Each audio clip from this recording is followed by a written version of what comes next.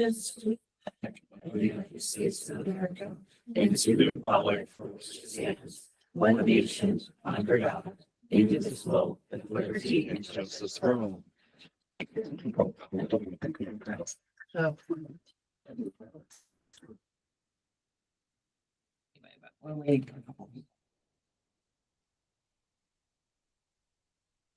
Okay,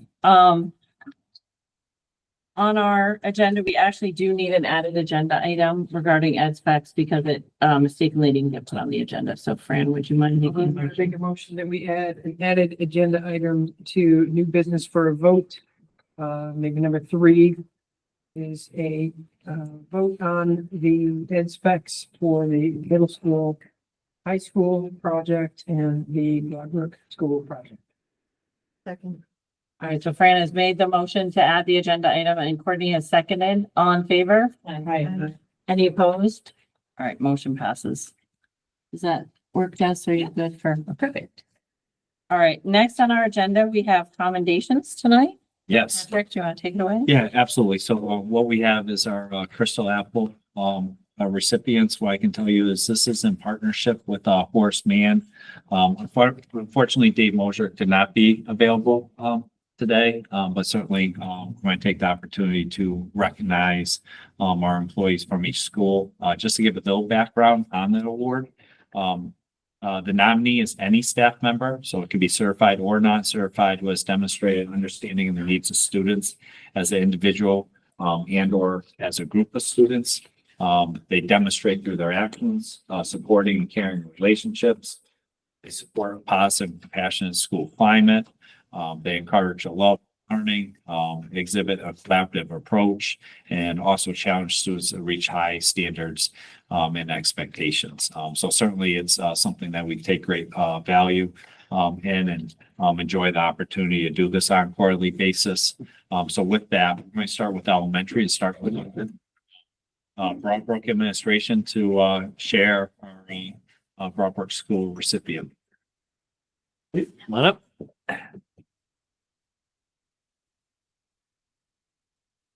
So I have the pleasure of introducing Christy Gleason, who is our Crystal Apple Award winner for Broadbrook School for the 4th quarter.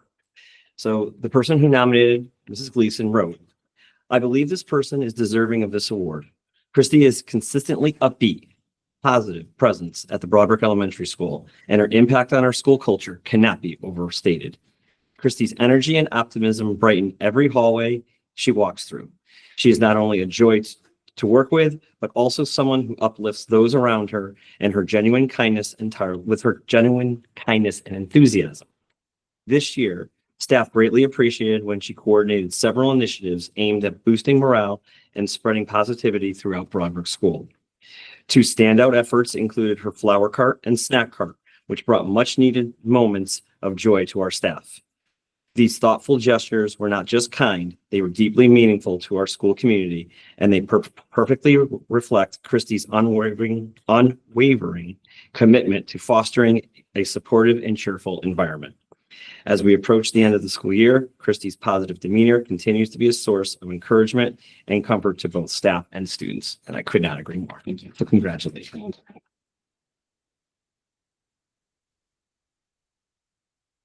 It's 2 pieces. Be aware, it's two. Yes, it's 2 pieces. That's what I was going to say. It is 2 pieces. Do not.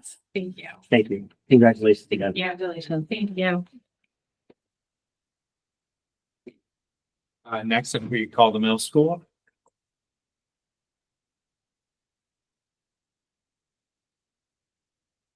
It's my pleasure to introduce Shagufta Mahmood. She is a 7th grade paraprofessional and one of the most amazing people that we've ever met. She's always willing to go above and beyond, work with all the students, not just students that are on a certain caseload. But one of the things about Ms. Mahmood is she will talk to students during lunch duty, during homeroom, during the hallway. If they're struggling with something socially, emotionally, she's there to hear and listen to them and support them. If they're struggling with academics, she's there to support them. Whether they're in her group or not, she'll pull them right in. She's very inclusive, make sure all the students get exactly what they need wherever they are. She meets them and supports them. Not only that, but she collaborates with the teacher. So, you know, it can be very difficult. You come in and you just want to get going, right? But she's like, How can I help this student? What can we do here? How do we support them with this? I noticed they're struggling in this area. So she is one of the best educators we have, regardless of level. And she supports everybody, staff, students, and even the administration. She's always asking, what can I do to help? So we appreciate all that you do. Yes, thank you so much. And we couldn't do it without you. Thank you.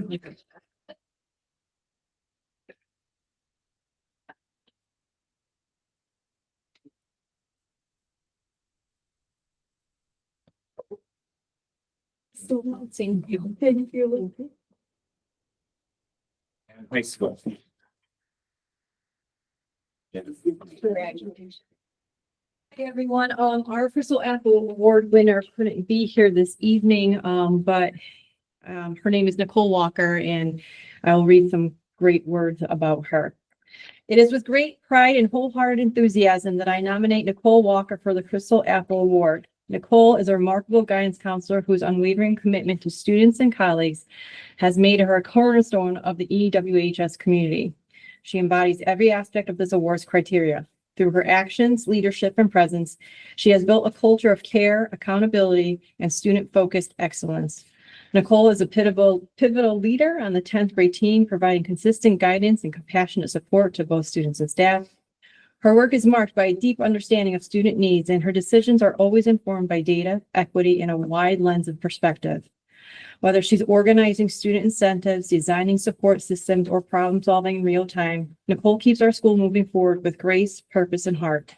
What sets Nicole apart is her rare ability to know her students fully, academically, personally, and socially. She creates a space where students feel heard, valued, and safe.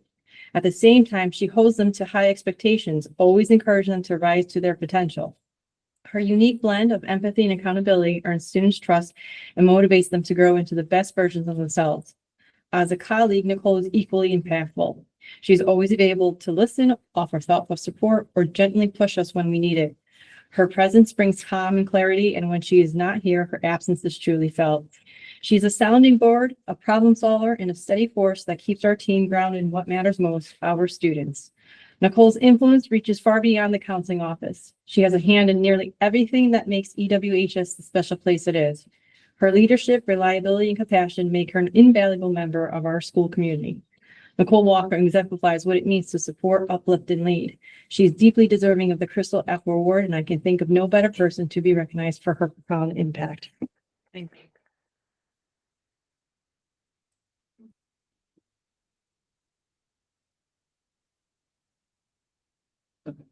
All right, thank you very much, everybody, and congratulations.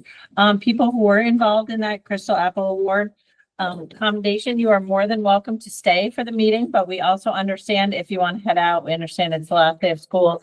So you're more than welcome to go as well. Again, congratulations, everyone, and we appreciate your efforts. Summer, thank you, everyone. Yeah. I'll see you. I'll see you in a couple weeks. Wait. Thank you.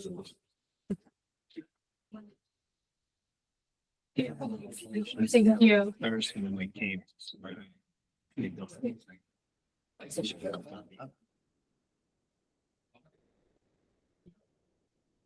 All right, next on the agenda, we have the minutes from May 28th, special meeting minutes. Did anybody, well, first I guess I would say I would entertain a motion. I'll make a motion to approve the May 28th, 2025 special meeting minutes. All right, so I have a motion by Courtney and a second from Heather. Was there any discussion or any edits to the minutes? I don't think I saw anything. I think I was good with them. Did anybody else have any? All right, all in favor? Aye. Any opposed?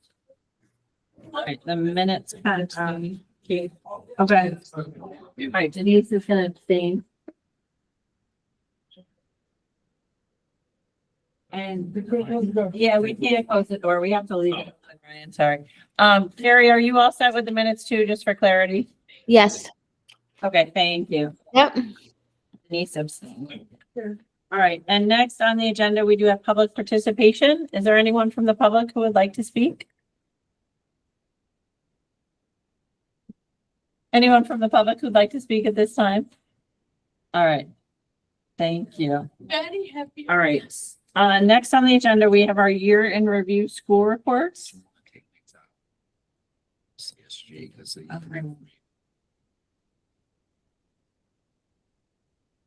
Yeah, are you good with that?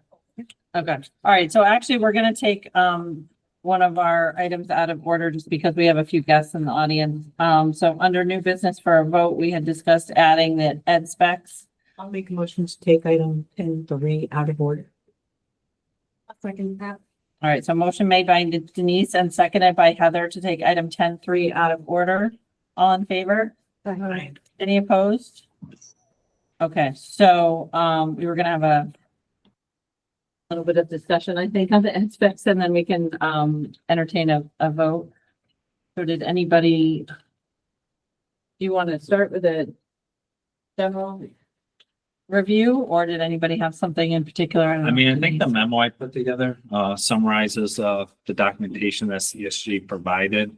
Certainly they're here in attendance to answer any questions. I know it was on the agenda our last board meeting with understanding that is a need to be prepared to vote to continue to work forward. I know there was some Q&A. I know you have the responses, and obviously CSG's here. If there's any further like clarification, questions regarding some of those responses or any of the new documentation provided. I do know Samantha provided a presentation as well too, so I could put that up. Samantha, if you prefer, I defer to you. It's totally up to you guys, whatever you guys want to talk about. I can go through it, or if you guys have specific questions or discussions that you want to have, I'll leave it up to the board. I think it would probably be good to have the presentation up on. It's only like 6 slides, you can do more. So that everybody knows what we're talking. All right, Patrick just needs a minute to get that up on there. And I think from when we had received these in our, for the last meeting, I think the main change, like well, let me put it this way. I believe the middle school, high school ed specs are the same as they were when we saw them originally. Yes. But there have been some slight changes to the elementary school Yes. ed specs, potentially on, I think it's the second page where it talks about the area not part of the renovation project with the red area in red. Is that a new? So, Sorry if I'm jumping ahead in your document. No, I'm just trying to find where you're looking. Yeah, I was just looking at in our, after the moment, but in the binder, this area that's in red, right in the CSG. Yeah, so, Yeah, so Okay. you want me just to go through that? I can. Look better. that's what I was gonna say. If that's part of the presentation, that's fine. I was just clarifying for the members what was new since the last time we had reviewed it. Okay, so I wanted to put together something brief just to kind of summarize where we are with the ed specs. If you want to go to the next slide, Patrick. So we have 2 sets of ed specs, one for Broadbrook Elementary School and one for the middle high school. So that's okay.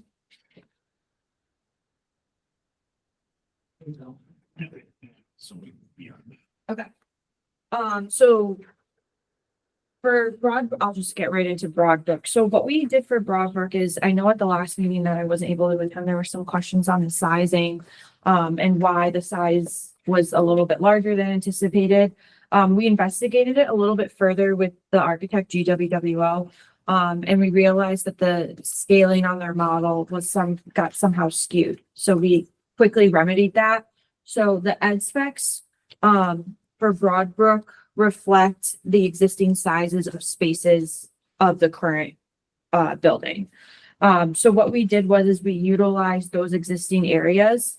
We also tried to incorporate some areas that may not have been specifically called out on the existing layout that we were given to review. And we made sure that aligned with the ed specs so that all the numbers kind of tied together with each other. So if you look on the space matrix that you have in the actual ed spec, you'll see some areas highlighted in green versus red.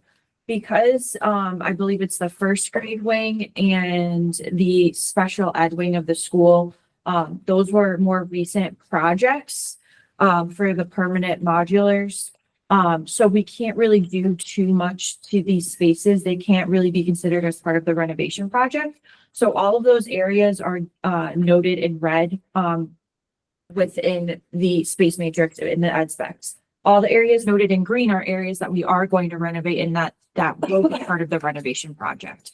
The reason why we had to include both of them is because the state is going to want to see both kind of sets of scope of work for the school, even though we're not necessarily doing stuff in the quote unquote red areas. Does that make sense to everybody?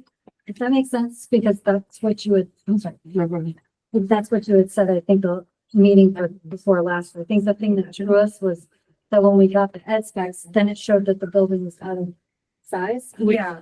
Didn't make any sense. Yeah, and after we looked at it further, we were like, wait a second, let's like revisit this and make sure that, there wasn't an error or something. So that's why the most recent version of the ed specs reflects all the accurate sizes of the school, Okay. of each room. So you'll note that, and I know we've talked about it multiple times, but the area that's allowed per the space standards is a little over 58,000 square feet. Mhm. Obviously, the existing school and the ed spec are both over that. So there may need to be some conversations with DAS or, your local legislators to figure out how to mitigate the space requirement. Because you are working within an existing school, the state is, lenient's not the word. Be amenable to Yeah, the slight overage because it doesn't make sense to make any right. yeah, Getting- bring part of it offline. Probably cost more to do that than cost them for reimbursement. I wouldn't suggest it, but is it because of what is in those areas and would putting something else in those areas allow for, I mean, because we're talking population too, though. Yeah, we're talking so it's a combination of population and your existing square foot area. Now, what we did was obviously we took this and the other wing out of it because this is about 9 years old, I think. And the state would penalize you for doing a renovation to what because you haven't gone through the total amortization yet. So we pulled this out.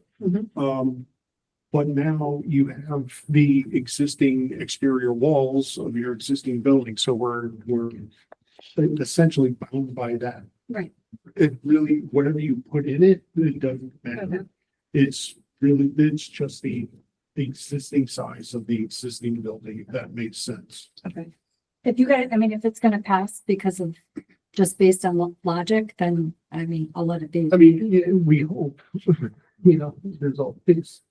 But I think in this situation, it's very minimal. Yeah. So I can't imagine that they would say, well, we're gonna, and what do we, I can't see. And if you look at this green, you can't see here, but if you look at the green line on the bottom, that's the total area that's part of the renovation project, and that's under the space standard. I feel like we don't have the green line on our. Oh, you don't have the green line.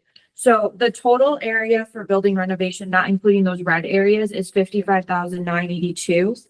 The area that's allowed per Connecticut space standards is 58,800. So the area that you're actually going to be performing work in is less than the space standard. However, when we asked the state the question on how does the space standard get accounted for, they said even though you're not going to be essentially touching those areas, it still has to be denoted as part of the overall building. But that's just something to note.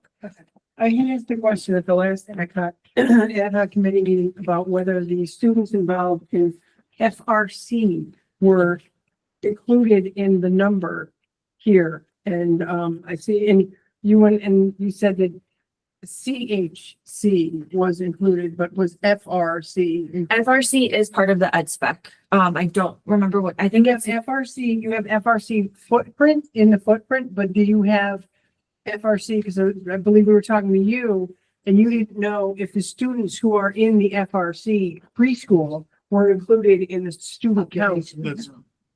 Yeah, that would be, that's a question for the demographer. We did not do the. No, I don't think it's no, it's not, it's the students that go to school in this building currently. Yeah, and the demographer looks at the enrollment of each school and each grade level. So when the demographer did their enrollment projections, which is how we got the 490 kids, it's grades pre-K to 4. So So FRC, was FRC included in those numbers? if FRC is pre-K, I would assume that it is, but I have to double check with them. Yeah, my understanding was, FRC was not part of the enrollment projections. Okay.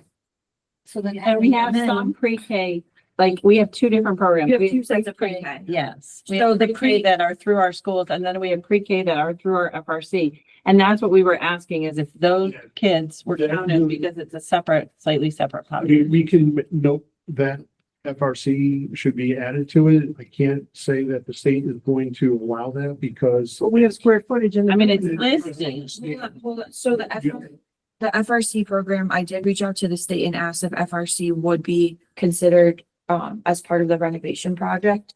And based on the response back to me, it sounded like as long as it's within the existing building, that it would be accounted for. In terms of the enrollment, we have our max enrollment at 490. I don't know, do you know like what your max enrollment would be for FRC? Because I don't know if that's something. I gave that number when we met, with, GW, Okay, I have to look back at my without notes then. getting that, because I remember I actually had to call it, But I think, I want to make sure I'm clear that the state is only going to look at the demographer's report as to what's the highest. Gotcha, because he did not So they include it. may need a revision to that report to include FRC if it wasn't included when he did his report. Well, we've asked that question, what, like 2-3 weeks ago and Patrick I provided that. I understand, but I don't know what was communicated to the demographer when he did his, So he does that. study, that was, MP planning. Oh, was. It was SLAM and then it transitioned to MP because the gentleman that did the projections at SLAM went off on their own and still continued to work for SLAM. So I'll reach back out to them. I didn't realize that was still, So I do recall it came up with, SLAM, to whoever they transitioned to, and I do remember the conversation though, when it was indicated, at least it was my understanding that they weren't taking it into account because it was a separate entity. It didn't fall under, East Windsor Public Schools, even though obviously it's a community resource and it takes up space and per legislation, it needs to be housed in your elementary school. And then after that, then isn't that when Samantha got clarification about that from the state? yeah. So we can include FRC as part of the ed specs. I don't want to say not having them in the enrollment is not the biggest deal. We can verify that, but it is part of the ed specs. It is included within the square footage. But it might make us not over correct. As much. buildings. But yeah, I don't know. We're gonna have to ask the states how they 30. view the FRC. The enrollment portion. Enrollment portion. Okay. It depends on, because I remember I asked the question, it depends on how you count the enrollment, because if you count just the preschool, what's it, 15 kids at a time? There's multiple sessions, but it's 15 kids at a time, but then they also bring in, play groups. And so that's in addition to the preschool, to the play groups, I mean, they're occupying space, they're coming, I mean, the parking lot fills up when they're here. I know they were here the other day. I forgot what the number, do you recall what the number was? Like, So about 15 to 20. so I think we had the number 20 because we used the max, number. So it was a total. So another 25 students. you're saying? If you count the preschool and the play groups, it's 35, and Well, the preschool should be counted in. it's not our preschool. This is, It's so different. we have 4 preschool programs. They have 1, that is additional FRC. Oh. And then they have play groups that bring in another 20 kids. So is FRC outside, an outside program? Outside? Yeah, it is. Yeah. And then they have before and after school programs, but those are the kids that are in our school already. So those kids are, part of what's counted. But for the pre-K and the play groups, it's like a different. Yeah, it's self-funding. Cohort of I mean, children. it's heavily supported by state grants. It's community resources. Right. Essentially, like it provides preschool at a very low affordable rate, two families, and I don't believe there's any cost to the play groups, correct? No, there's no cost. It's just more about getting the early childhood play experience Okay. that takes place. But as far as you knew, Patrick, the monitors did not include the FRC. That was my understanding, because it wasn't like, even though it was taking up space, it wasn't East Windsor Public School. Now, I don't know how like the birth rate calculations and all that factor in with that. Yeah, because he does account for birth rates within the town. So is FRC specific to town residents or is it anyone outside the town? The birth to three part, anybody can come, but the pre-Ks. Well, you can be staff too. It could be staff, yeah. Would one classroom of children help with the 70-50? I mean, we're not talking 100 kids, we're talking, Probably not. I mean, it'll help some, but Yeah, but it's not gonna eliminate. No. 1,000. no. Okay. No. And so to go back to the demographer and then kind of talk about all these adjustments, take more time and more cost. I mean, so like I can, again, like we can ask them just to clarify, but in turn, I don't think essentially the size of your ed spec would change because we still accounted for FRC in the space number. So the only number that would change is the enrollment and how much you're over the space standard by, which we could do that after the fact. Because again, Slightly. after you guys approve, if you guys approve the ed specs tonight, I'm saying, because the only thing that would change would be the max enrollment number and then how that affects how much your allowable square footage is. That's really the only thing that would change because FRC is still included in that final square foot number. it's not gonna go up to anything over 25. I mean, Won't be that much. So, Yeah. yeah, okay. I just wanted to clarify because it had been a point of discussion. Slice it, then. Yeah. All right, did anybody else have any other questions about the Broadbrook ones particularly? I think I had asked the question, don't recall seeing the answer, but again, the packet for it just recently saw. The gym at the elementary school is bigger than the gym at the proposed high school, right? Middle school, high school. Is it possible to tweak that a little bit in order to? Gymnasiums are hard. I think I did answer the question in the memo. The gymnasiums are hard because their volume, just because of the high ceilings, to move an existing or make any adjustments to the existing gym, it's a lot more than just kind of shifting a wall here and there. So the existing gym is essentially gonna be the size of the new gym, just the internal part of it will get renovated. Does that make sense? Yeah, it does. Okay. I have a question relative to the kindergarten bathrooms. In the narrative within here, the narrative that says there are bathrooms in those kindergarten rooms. Yes. But in the matrix, it does not say that there's bathrooms included. Can we change that, please? So, because most people aren't gonna read the narrative, they're gonna go look at the space matrix. And it, Yeah. if you look at the matrix, the pre-K pay bathroom, but kindergarten do not. And, So kindergarten, the bathrooms are called out in the narrative. I have to look back because just to verify. Yeah, we can make the adjustment to say bathroom with the kindergarten classrooms. That's fine. my only concern is that, once this gets out there publicly, Yeah. people aren't gonna read that. They're gonna say, oh, here, let me go look. And they're gonna go, oh my God, there's no bathroom for the kindergarten, which is exactly what I said when I read it. Yeah. It is in the narrative, but we can include it on the space matrix. That's fine. That's fairly easy to do. Any other questions on Broadbrook? My only other question, talked about this the last time you guys were here. Is there no way of getting the FRC rooms moved up with our other small children? Put down here, way at the end of our existing. So that plan that you have is a preliminary plan. It's not gonna be the final end all be all of where things go. That's just where we put them to make sure that the program fits within your existing space. So once we get through, if we get to a point of schematic design, design development, construction documents, all the adjacencies of rooms will all get fleshed out then. That was just to show that all of your spaces that you're requiring fit within the existing space. It's not necessarily the end all be all of that's where everybody needs to go.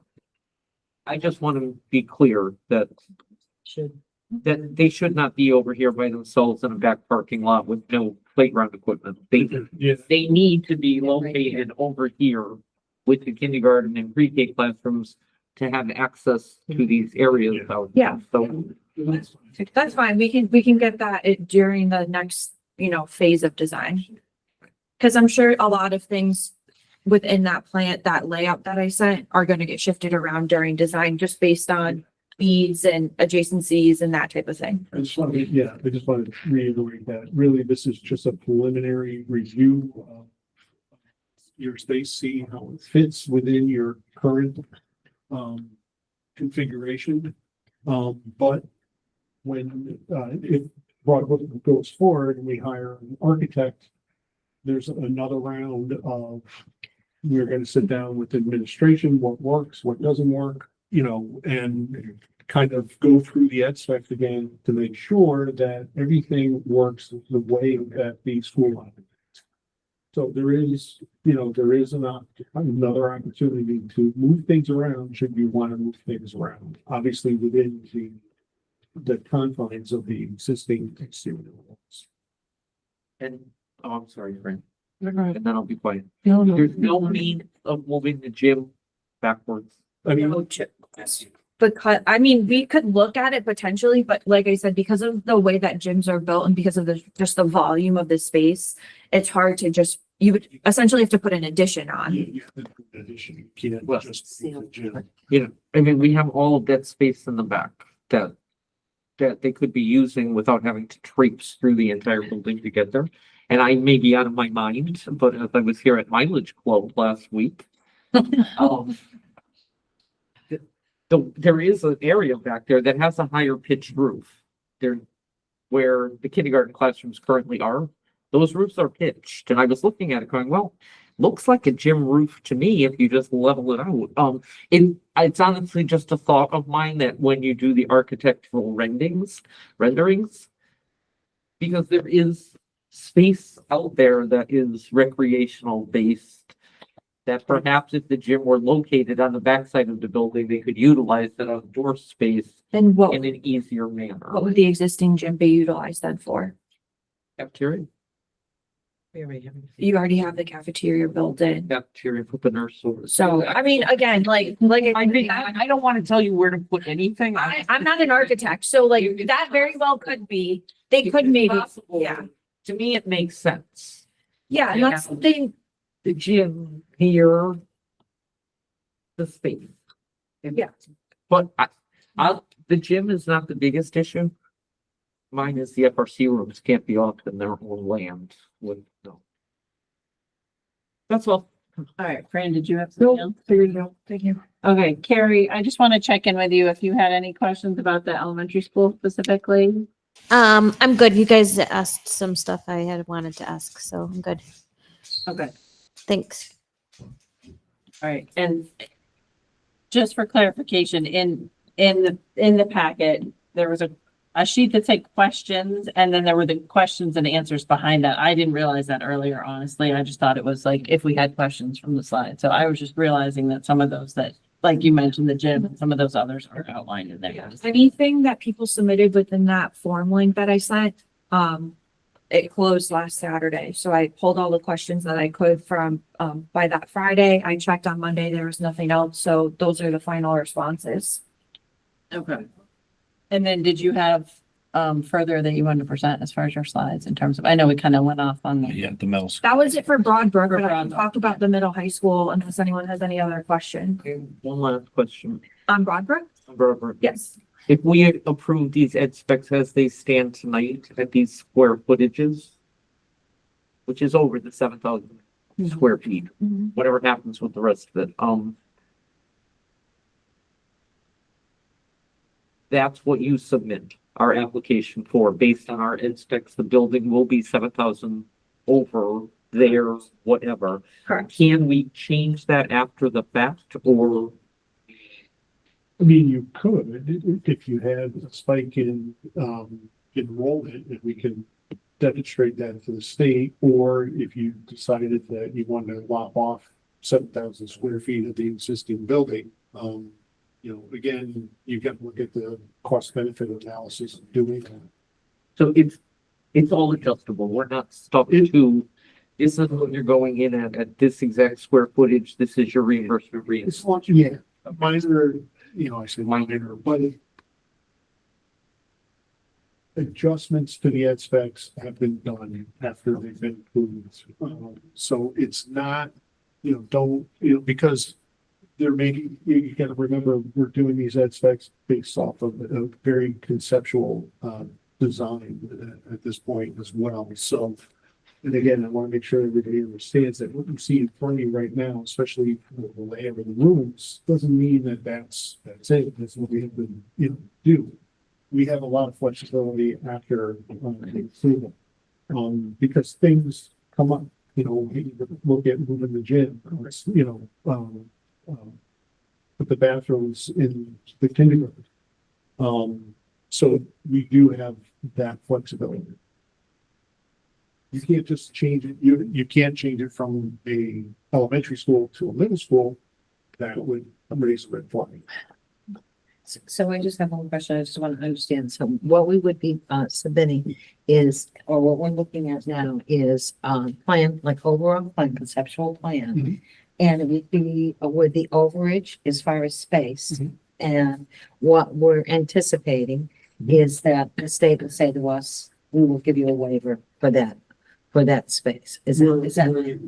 We will make the request that they give us a waiver as a result of the existing space. Existing Right. space, so probably good because of that. But it will go in with this, you know, with the 7,000. Yes, and if we, Yeah, if we- well, if in the meantime, we find out that, you know, FRC, you know, we can include those students or whatever, it'll be a little bit less than. Yeah, yeah. But okay, that's what I just want to make sure that it goes in this way. Yes. All right, I think we're good to talk about middle high school. Okay. Middle high school is a little bit more straightforward. So, based on an ad hoc meeting, not the last one, probably the one before, we were told that the board feels more comfortable doing a new construction versus renovating the existing high school. So with that said, we looked at the ed spec again, because we were still over, to build a new school, in terms of programming and what the state would allow. So we took another pass at it and we reduced it even further. Now we're still over by, about 4,800 square feet. However, that is a significant improvement as to where we were a few weeks ago, where we were up, I think we were closer to maybe 9,000 or 10,000 over. So, that's where we landed for the ed spec. In terms of space, the maximum enrollment would be grades 5 to 12. It'd be 596. And then Patrick, if you go to the next slide. That's just a general overview of the ed spec. I just, like I did for Broadbrook, I just took the high level totals from each area just to show everyone where we're at. Yes, Sam, so, there was a prior PowerPoint, that's what you have in your packet. Samantha submitted updated one around 3-4 o'clock today. So some of the slides might be slightly different, but I imagine the majority. Yeah, majority of them, like this one is definitely the same. I just, Can I ask you in the future if you change the slide like that, if you could bring copies of for everybody, because I can't read that from here. yeah, this should be what's in your packet, but It's the one before that, the one before, if you go back just one. yeah, she has it in Yeah, here. that one, we don't have that. This one, I don't think we saw this slide. Yeah, that one's not in there, but the next one is with the great. You're gonna see it. Yeah. Does anyone have any questions on the middle high school? I have a question. Is the reason why with the waiver with the elementary school that we're saying more than likely that it'll be fine we've had a problem with the waiver on this one is because it's new. Yes. Yes, okay. Because it's a brand new You building. can build it. Yeah. They're saying you can build it within your state standards and you're electing not to. And we did look at, and I believe we presented it to you, looked at using the existing high school. Yeah. But just the way that the layout of the existing high school, it makes more sense to do new because you can configure the layout in a way that makes logically more sense in terms of how kids would circulate through the building and that type of thing. So where we've talked here about the high school, middle school potentially being, they're saying 4,800 square feet over, maybe we have it right now. Mhm. And is this what was discussed in terms of putting in for a space waiver through, that we had discussed with our state rep? Yeah, I will tell you, like, giving the numbers, the fact that it's less than 5% over, and talking with our state legislator, she did not feel like that was a significant overage. So that sounded like a number that she was comfortable working with, is my impression of the conversation. Okay, and nothing happened with that in this legislative session that ended in June, They is did- that correct? that's We didn't correct. bring that, Yeah. but it may come up in October, is that a potential, or we don't really know? anticipate a special session and it could be.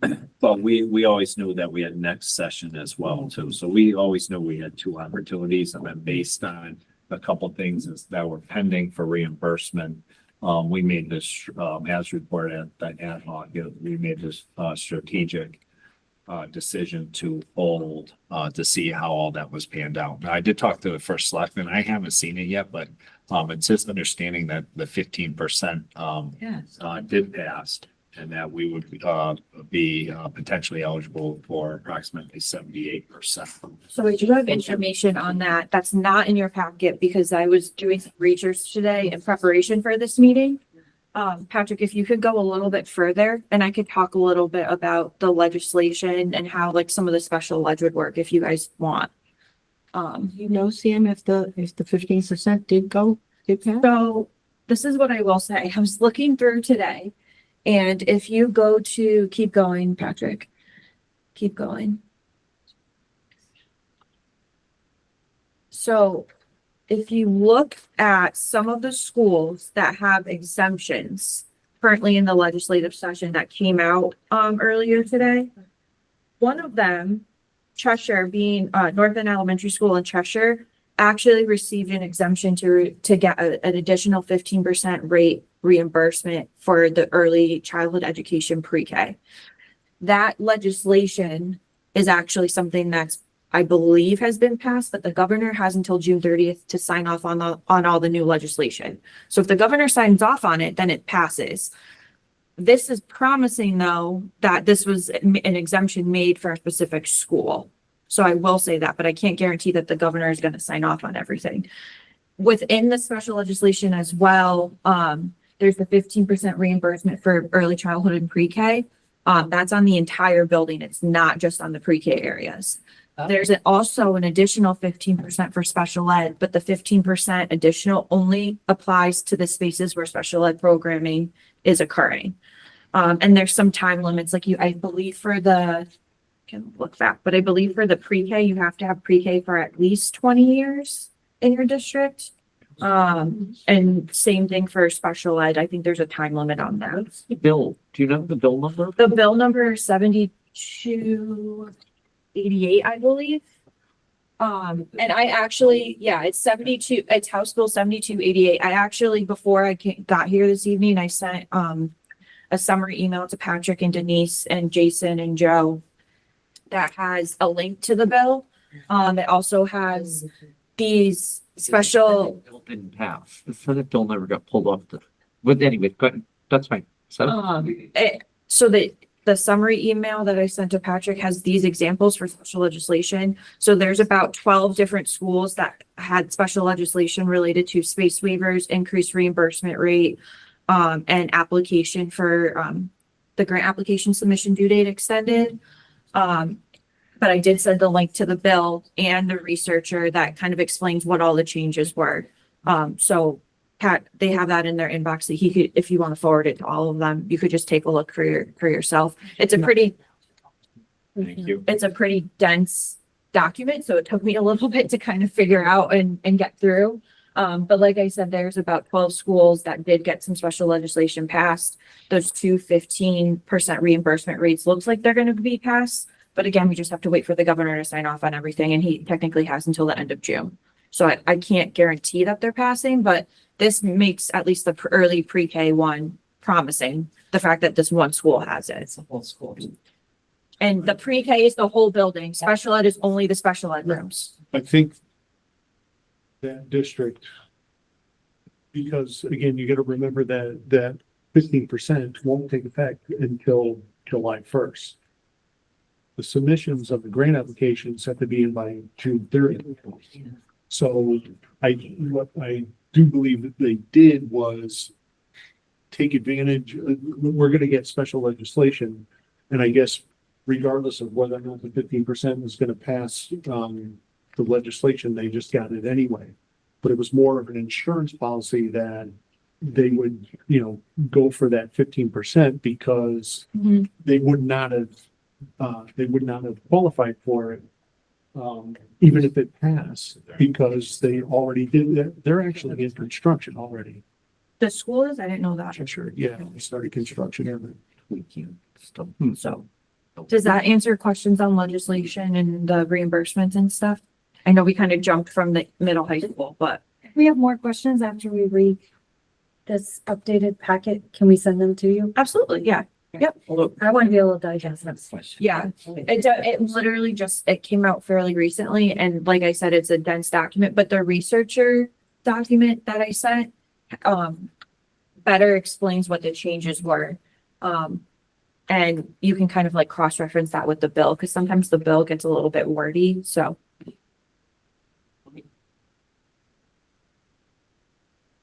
I appreciate all the options, the possible space waivers, possibly this bill, possibly that.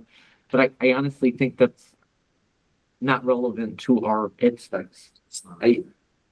We need to pass the ed specs in order for things to progress, to get to a point to determine what our reimbursement rates are, what our, all of that Yeah. is. So No, that's correct. I figured this question would come up, so I wanted to be prepared. I just try. Wrap our heads around. We have a specific goal that we must, or a specific thing, we must get these ed specs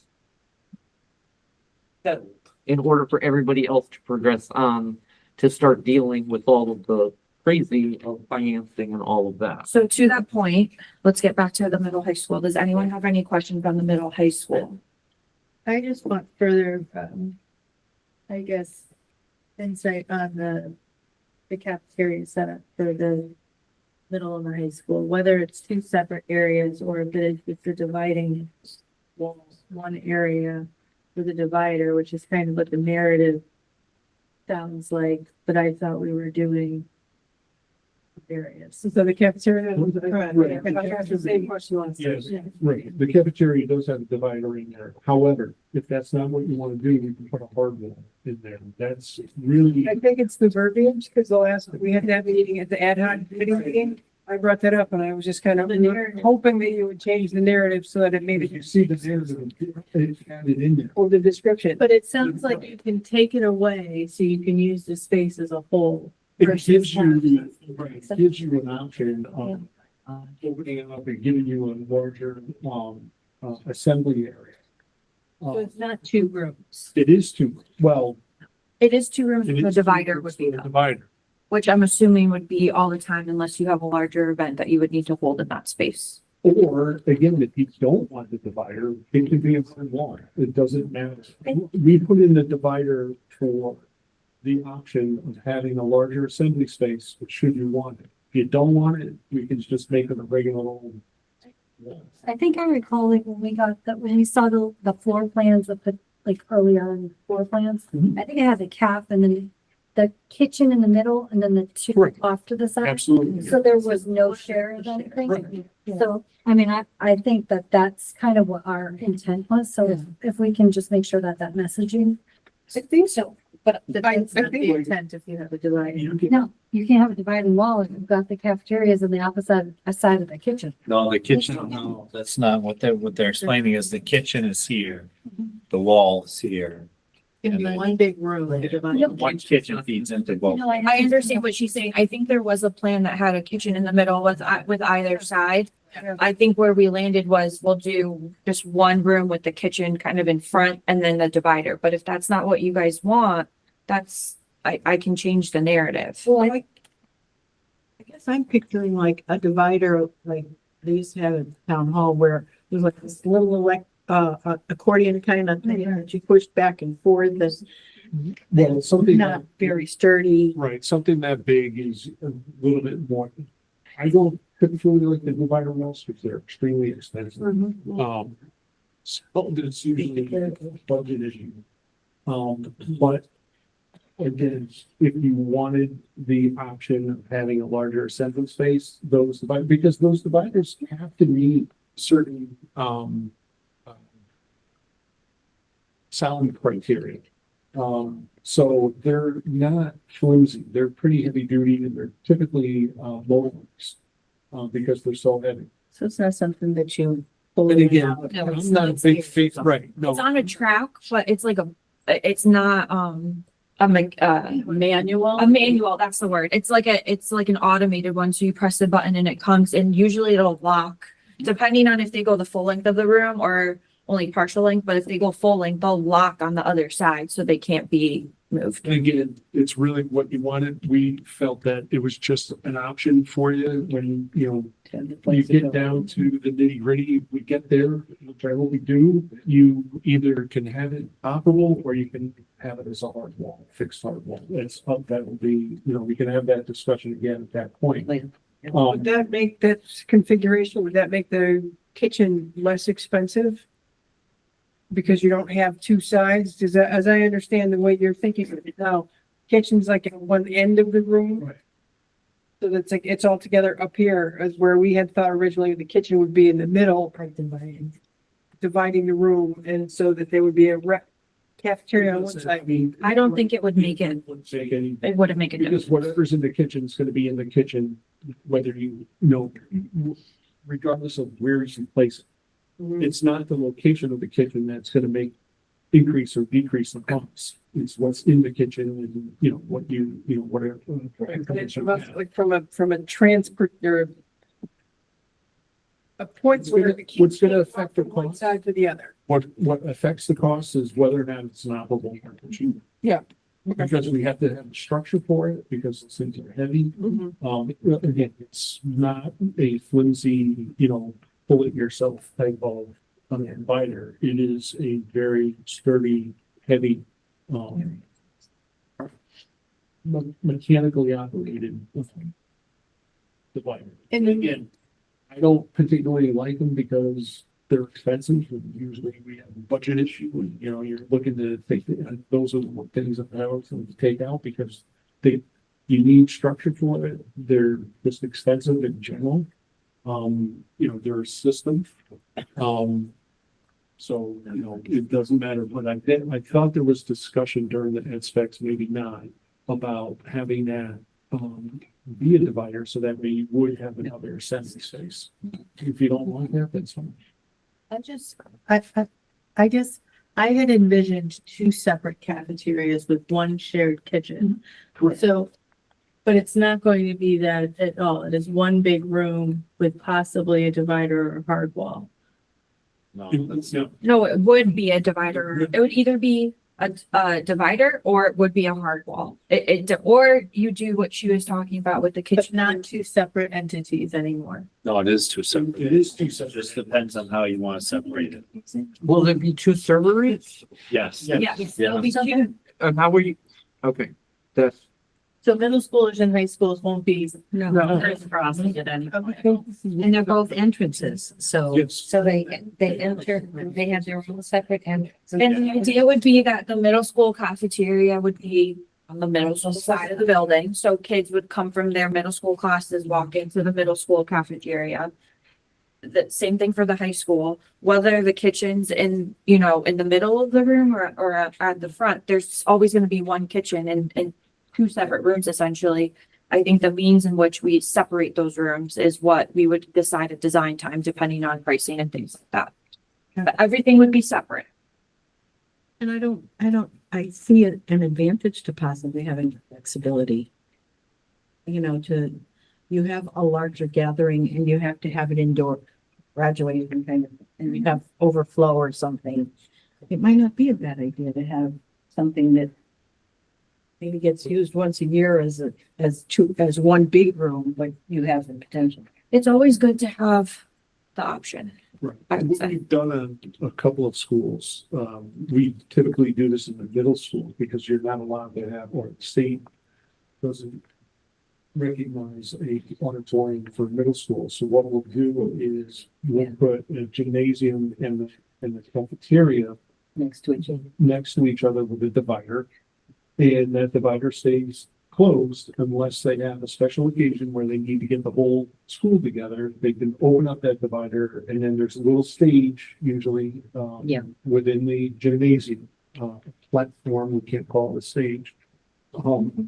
So you open up that divider where the cafeteria, where the kids eat in the cafeteria, and it opens up to the gym, and now you have one large assembly space.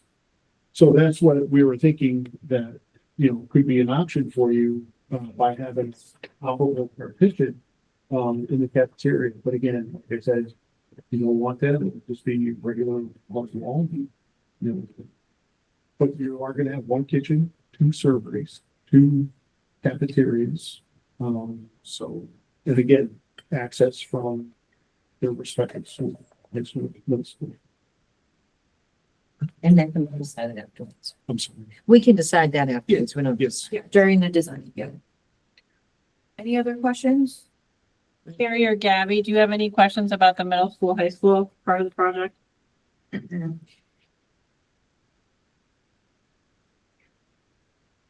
Oh, Gabby may have fallen off. Carrie, do you have any questions about the middle school, high school part of the project? I just have one question that Heather had said something about the gymnasium being smaller at the middle school, high school. Is that what you said earlier, Heather? Yeah, what I said was the gymnasium at the elementary school was bigger than the gymnasium for the middle school portion of the middle school, high school.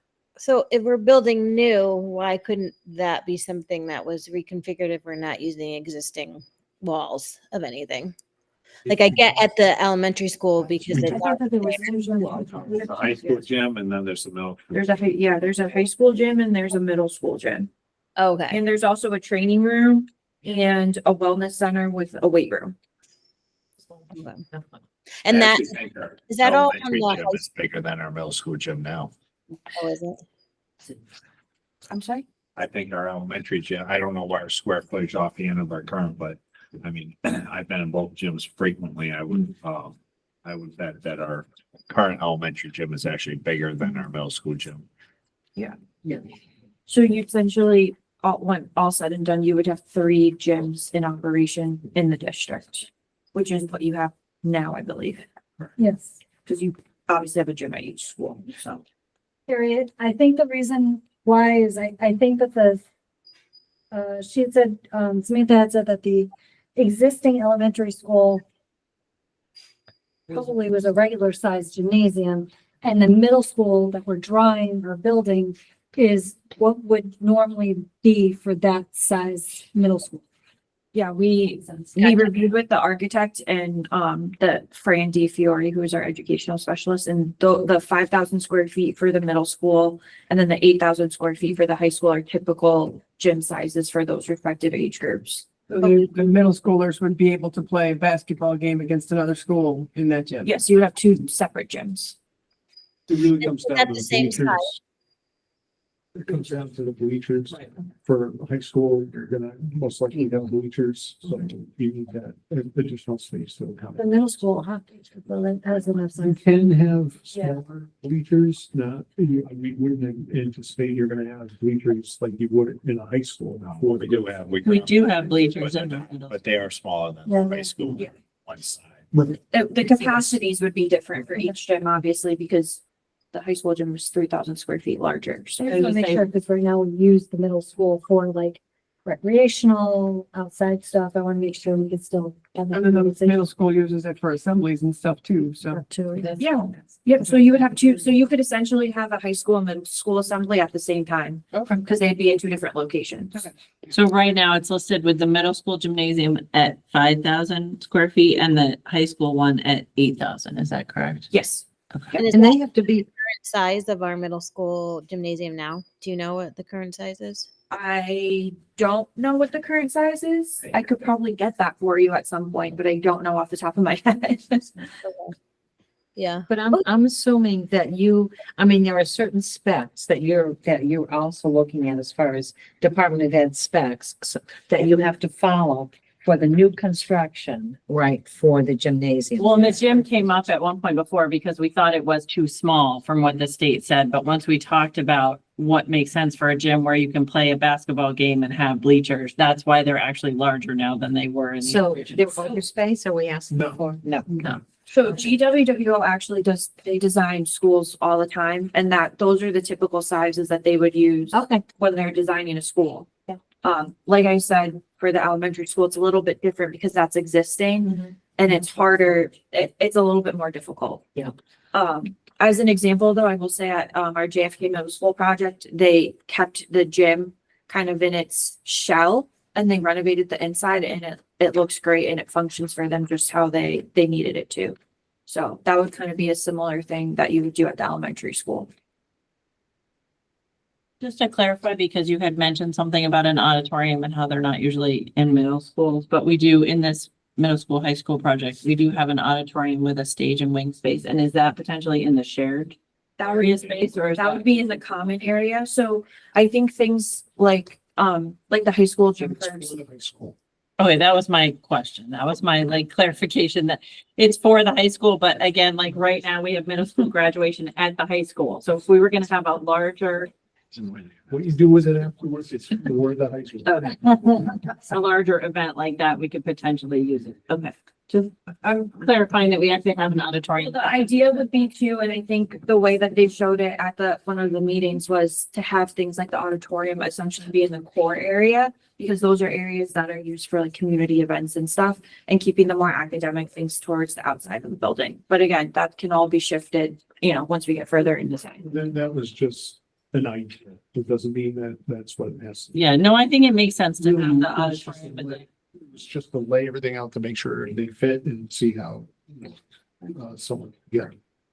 yeah, the media, I think we talked about the media center, the arts and the auditorium, and some of that being that core shared space. Yeah, I mean, So I like, think it makes sense. Conceptual design was pretty clear what they showed as far as what was in the center, where the middle school was located, where the high school was Yeah. would locate, like the cafeteria was in the back, so like middle school side was on the middle school, high school, the kitchen was obviously where only kitchen staff could access the feed into both serving lines. I have a question about the band room. We have one.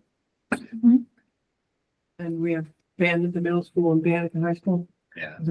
So we talked to Patrick, do you want to speak to that? Yeah, I a can little bit? speak to that. So as far as curriculum and like our teachers, I mean, they really do see our band program. Really, I mean, I know we're talking 5 through 12, but right now they really see our band program as a 4 through 12. Mhm. And that was something that they advocated for and would allow us to greater access like our resources. When you put in perspective, I mean, they're doing a heck of a job. I mean, we have 200 kids in band, Mhm. but it's 2 people doing all that along with chorus. So to get them together, allow greater, collaboration, for music and band made, the most sense.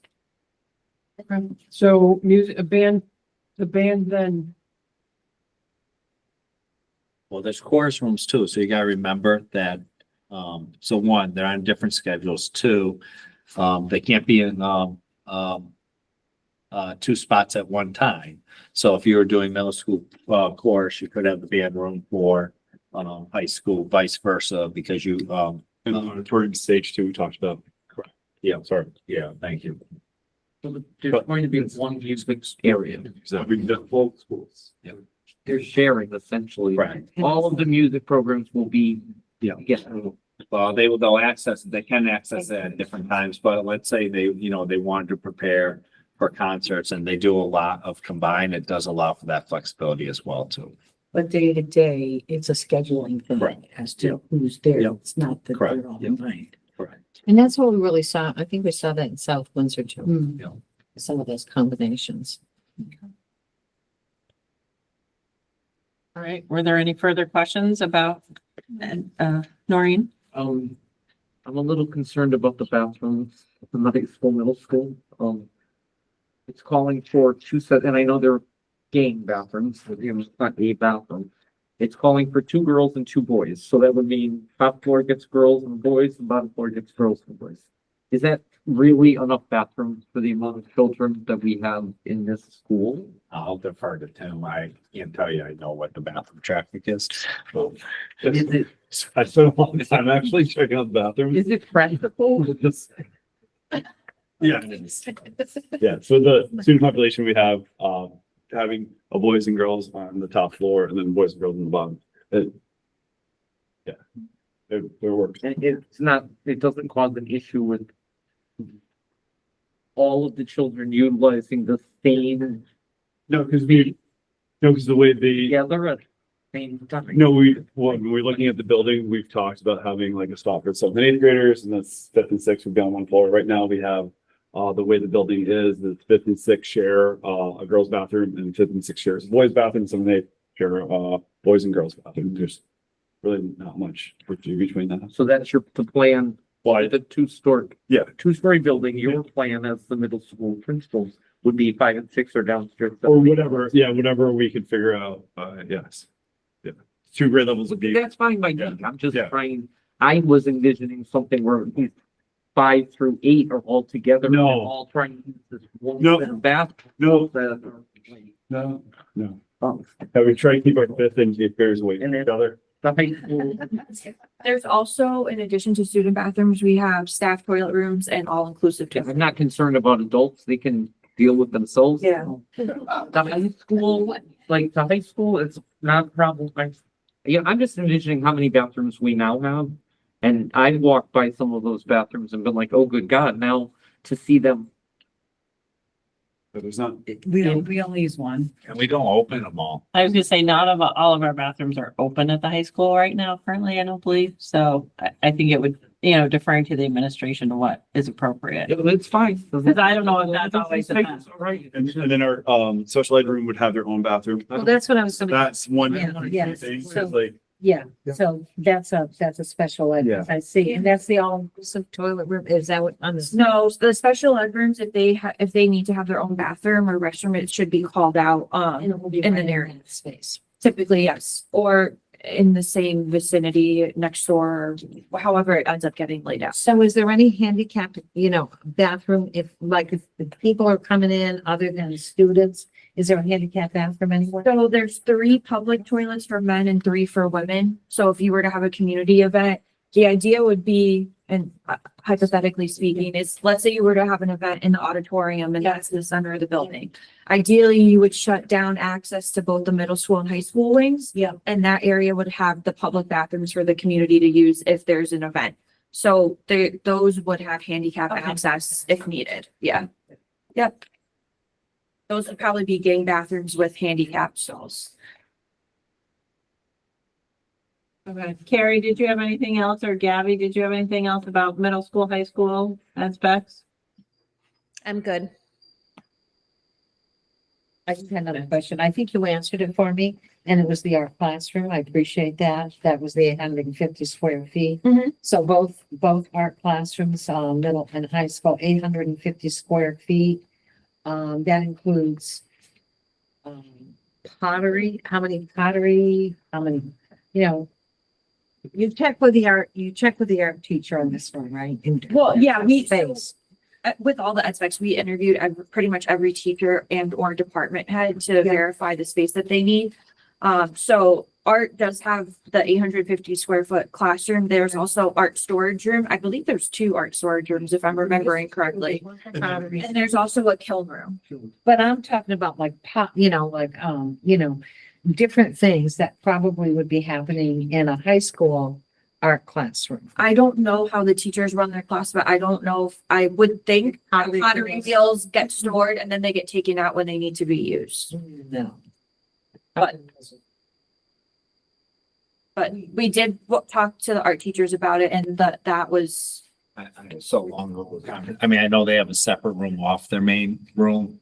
Like it's a smaller room. I don't think they move it in or out, but I'd have to go. But as long as the art teacher was aware of it. right? Yeah, there's one room that we allocated for the kiln, and then the middle school doesn't utilize that right now. Right, So, right. but we took that one out of the middle school specs and put that in Yeah, middle school yeah. specs, and so that the middle school, if they ever wanted to do that project, the art teachers could coordinate it together. Definitely, but I'm just talking about the actual wheels. How many wheels, you know, I know. yeah. Yeah. They just take up space, that's Yeah, all I'm yeah. saying. I'm sure. Yeah. Room. Yeah.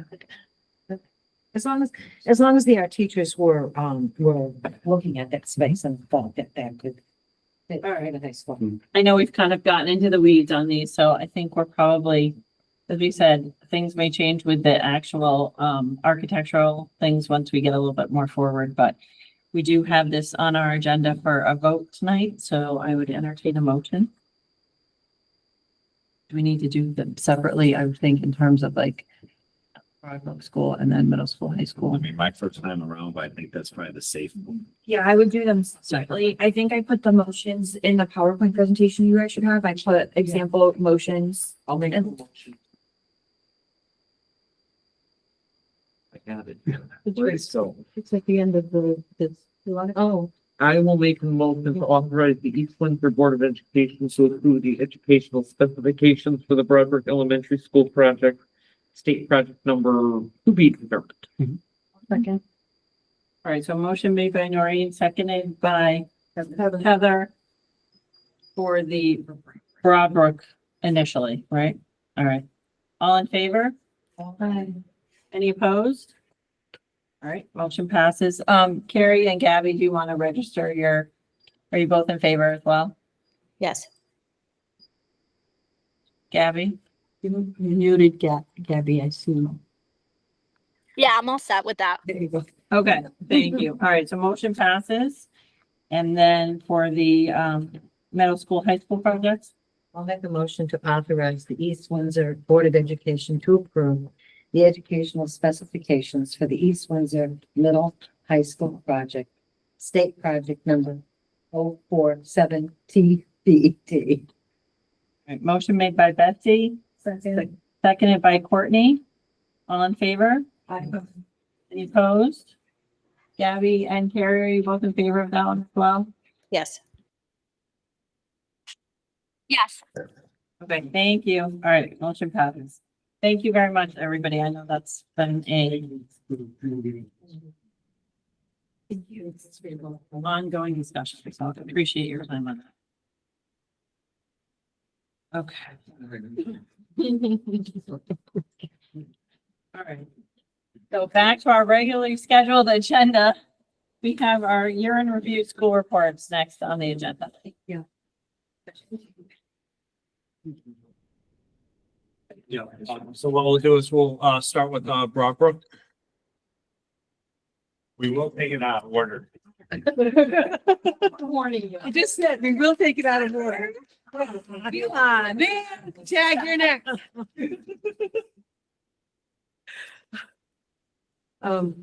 This feels very light now compared to. Yeah, so we're, very excited to share with you our year in review. There's definitely some celebrations and, a lot of work that we have planned for the year ahead that we'd like to share with you as well. Good. So of course, with everything that we do, it is aligned with our Portrait of the Graduate and our strategic plan. We are always looking at our lifelong learners as we give them the foundational skills that they need to be those learners. Being self-aware as individuals through our SEL, but also through things like purposeful play and our activities that we do with them, and in the responsible citizens piece. You'll see in our community section how we're doing that as well. So I want to share some student data with you. First of all, big celebration for our reading. We are seeing that our tier 1 instruction and programs that we've implemented, they're working. And our reading is continuing our reading data is continuing to show that very strongly. So 69% of our students are reading at or above benchmark for our whole school by the end of the year. That is a high point for us, as you will see in an upcoming slide. Each of these are the domains that are measured through iReady. And you can see the significant increase in the green over the course of the year. And the fact that our foundational skills, phonemic awareness, phonics, and high frequency words are all above 80%, which is definitely showing that, again, our tier one instruction and the programs that we put in place are giving our students those skills that they need to grow and develop as readers. How does this compare to last year? I got a slide coming for that. Just to clarify, so the second like lighter line, is that where it was at the At beginning? the beginning of the year, yep. And then the darker line at top is where we ended off. Yep. So just to clarify where you can see there's more green and less red on those. And what's actually not on this slide yet, but what wasn't shown was that from the beginning of the year to the end of the year, grades K and 1 had no red at the end of the year, which was awesome. And then grades 2, 3, and 4, it was single digits for students. Fantastic. So it was really great. And then this is showing, go ahead now, look, that's Patrick. So this is looking at it across the years.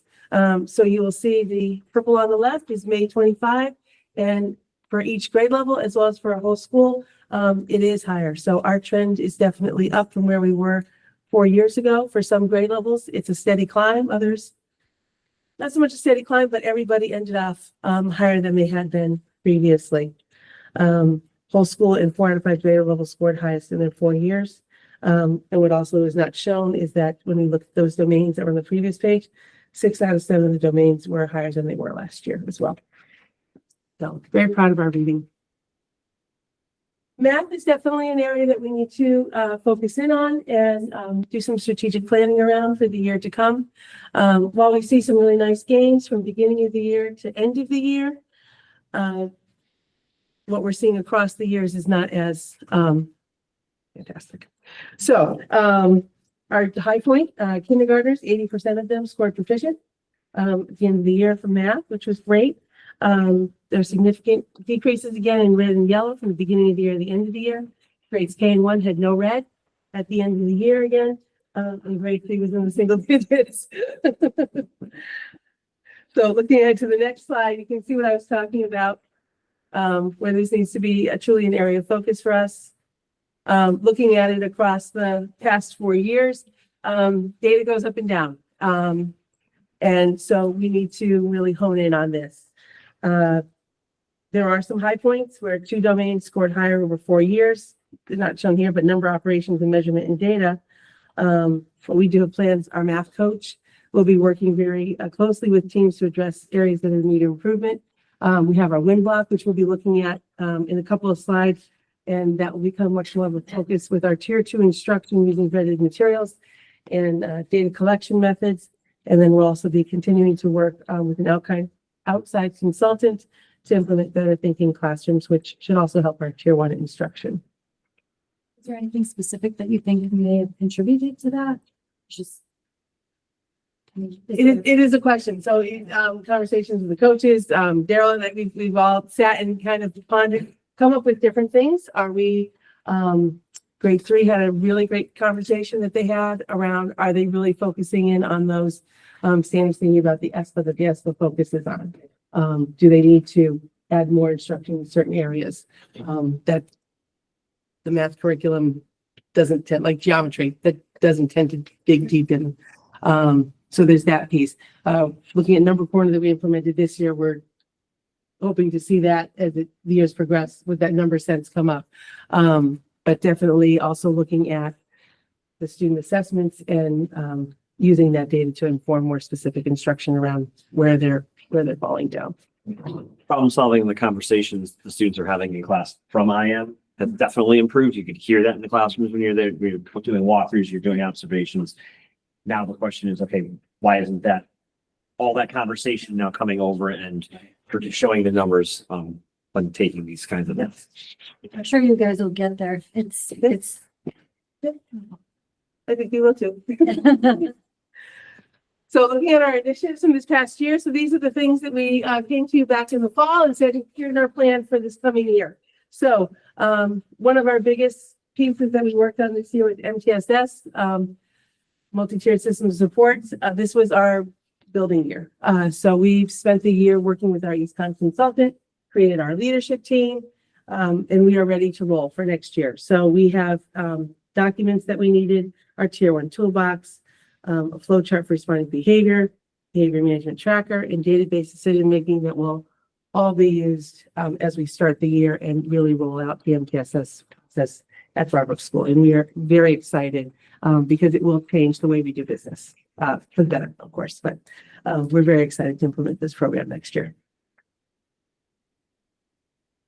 Number corner, if you remember, this is when we came back in the winter. We showed you the video from Karen Spencer's class.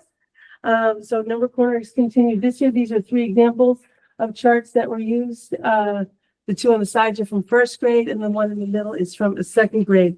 So it's a K-2 program to improve number sense. In asking the teachers just kind of what they noticed anecdotally, kindergarten noticed that more students were able to count to 100 earlier than they were in past years. And this was due to the 10 frames, the number lines, and the chains that they used to count the days. Grade 1 noticed that students were excited to look for patterns in the calendar activities, and they were also learning about money. Grade 2 noticed that the student discourse in math thinking had greatly improved, and that they were able to identify numbers greater than 1,000 due to the different visuals that the program uses. So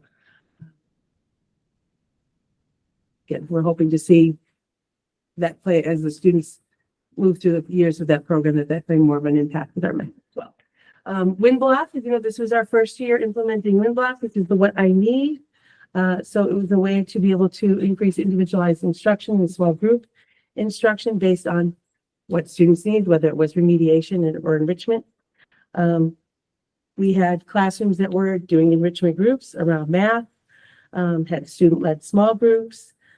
We had reading book clubs that were happening, students working in pairs to co-author writing pieces. The book clubs were a big hit, especially in the older grades. And then there was also targeted interventions that were provided by the classroom teacher. And that is an area that we're going to more formalize through the MTSS process next year. But being able to use the data around the math assessments that are given, the reading assessments that are given to be provide very targeted instruction, and then track that data to be able to look for student growth. So as I said, looking ahead to next year, this block will be much more structured, more fidelity across grade levels, and be an integral part of our MTSS process. Purposeful play. As we talked about before, pre-K and kindergarten, we've been working with our instructional coaches to learn about purposeful play and also do some of that planning around it. The goal is to provide students with genuine opportunities to problem solve as they are playing. One of the things that teachers ended the year learning about was planned provocations. And so that's where they're asking a question that's going to require the students to problem solve, create a plan, and then carry it out. So thinking like using Legos, can you create your favorite character from the story? So they have to use the information they have from the story and the Legos to create a plan to create that character and then explain about it. If they have a garage with their cars, we need a gas pump for our garage. What would be the plan for creating that using the materials that we have here in the classroom? What would it look like? How would it work? So those are the pieces. Continuing on to next year, the coaches are going to continue to meet with pre-K and K to take that in further so that they are writing those provocation opportunities into their units. So this way it is happening throughout the course of the year in a very purposeful way. Want to, of course, celebrate our Teacher of the Year, Chandra Volk. She's a kindergarten teacher and fantastic one at that. Certainly was very deserving of that honor. Our ILT worked really hard this year around our targeted learning focus, which is around communication and increasing vocabulary with our students. We have 2 areas in particular that we're working on. Accountable talk, which is that discourse that's very more than just the turning and talking to your neighbor, but being able to build on each other's conversations. So there's some of the sentence stems that are up in classrooms that the kids will use with each other.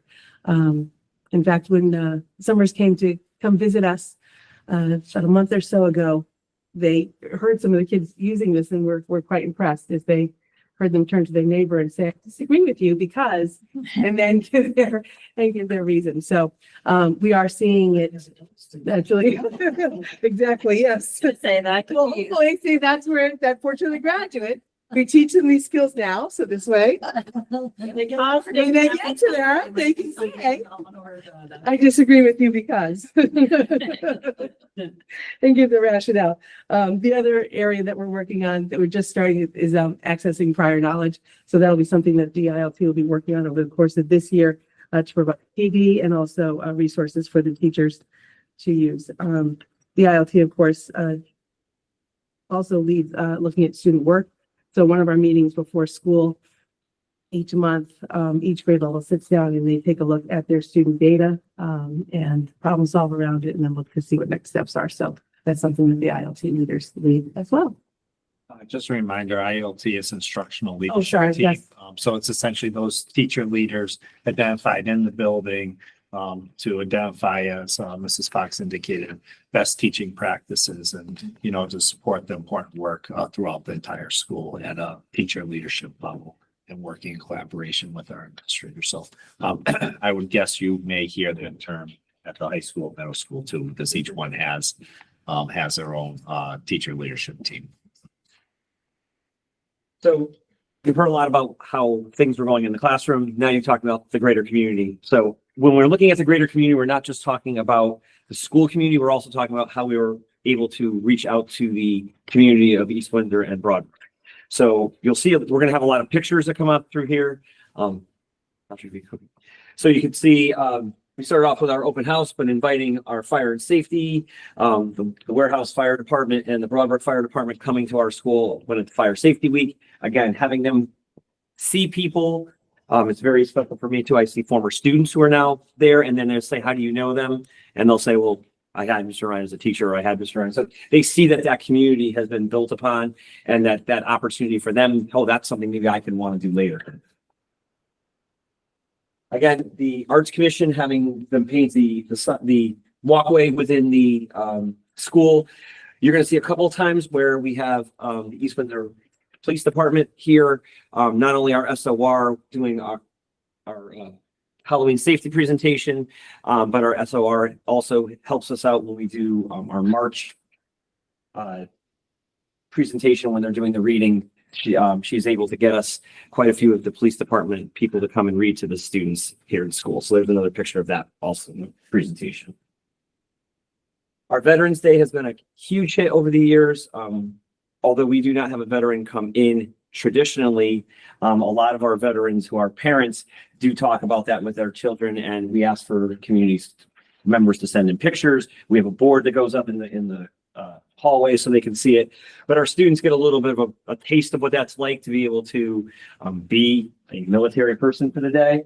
Our December concert, if anybody ever tries to park around Broadbrook around that time period, knows it is a huge event here at Broadbrook. We do not tell the fire chief what is going on at that point, although he's usually here. Building in on also how learning in the community. So we are looking at times when we're not in school, how can we also continue to educate ourselves? So a lot of our vacation reading challenges. One of the great things that we also do is the Principal of the Day. Principal of the Day is a huge hit for the Winter Reading Challenge because who doesn't want to be principal and vice principal for the day? We also continue with the Great Kindness Challenge. We were recognized over the last couple of years. We've been putting our name in under the Great Kindness Challenge to make sure that students understand that it's not just our community we're trying to be kind to, but this is happening throughout the entire country where other schools are also being, focusing on that kindness for one another so that they can all understand that that's the most important thing. Once again, we bring together monthly our mileage club. We know our participants who are here, but it is a great thing for our community because it's also times where families actually see each other once a month and actually have conversations out on either outside when we're outside or inside the building, and they're having those conversations with each other about what's been going on. One of the things that we started this year was caught being possum. Students were recognized by their teacher and got a paw, and then the students all got their names put in a bucket. On Fridays, they would get their name pulled, and they would get either a magnet or something with a paw on it. And then if they won the monthly one, they got a picture with biscuit. So it was a big hit. And it also just kind of those things, again, if we're going to go with the Great Kindness Challenge, to go along with our SEL, and it's that bigger community that we're looking for. Reaching out to the community, obviously, our kindergarten info night was wasn't a huge hit. We had quite a few people come. The reason it's not, I wouldn't say it's a huge hit. A lot of our 4-year-olds are going to move right up into. So one of the big things that we've seen is by putting a 4-year-old program into the school, we're not getting as many outside families to come because they're already in the program. But there were a few families that did come, and we did give them some more information about that. And we've even had them where they're doing, making a choice to have their children tested ahead of time to see if they are ready for kindergarten. So it does give them that opportunity, but it's not as big as it once was because we have so many 4-year-olds already in the program. Our One School, One Book is a huge hit. We can't thank the PTO enough because they are the ones who help support that and be able to get the books for every family that we have here in school. Again, you could see that Read Across America, where we talked about not only the East Windsor Police Department came, we even have a couple of firefighters who have come in the past to work on that. Again, with the police department and our SOR, our grade 4 DARE graduation is huge. This year also we had Don't Let the Pigeon Drive the Bus performance. Once again, it gives us an opportunity to have an outside community theater come in and present to the students. For some students, it's the first time they really get an opportunity to see a stage performance done for them. Our ACES Day is always a hit, and it is a hit not only with our students, but we get a lot of volunteers to come and participate as well. And you can see the number chart. The number chart that was created by our former student, Annalee Navaroli, which I know she's going to be hopefully coming to one of the future board meetings. Scheduled to share her project with the board at the August meeting.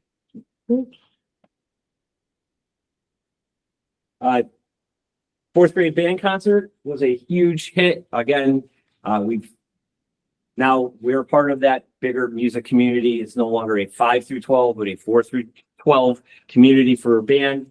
And what was really nice also is not only that our students being able to present in the concert, but also that meeting of the instrument night, the high schoolers ran it, and they ran it very, very well. Like, they were the ones who were presenting to the students. And if you have a few students who are going to be taking out the French horn more than I thought we would ever have. So, very interesting. Once again, we've reached out to our community. So our second graders go out to Sime Farm. And then this year, our fourth grade students went to the old State House to participate in different activities. And our STEM program went to the Hartford Athletic STEM Day. Yeah, I was going to say there's no other STEM Day to not only show their projects that they created, but also go around and see some of the other projects that other students had created throughout the state. It actually was on the grade 3, went to the East Windsor Historical Society. Oh, as well. So yes. Yep. Once again, Authors Day, a huge event here. If you try to park on that day, it's very difficult, but it's really nice for families to be able to come and hear their own children's writing. And then Field Day is usually our big cap off at the end of the year. And we look forward to building on our successes in 25 and 26. Thank you very much. That's really, yeah, it's great to hear kind of at the end of the year how everything's been. Yeah. High school. Oh. Okay. Save that's the last. There you go. He just wants to trigger tonight. All right.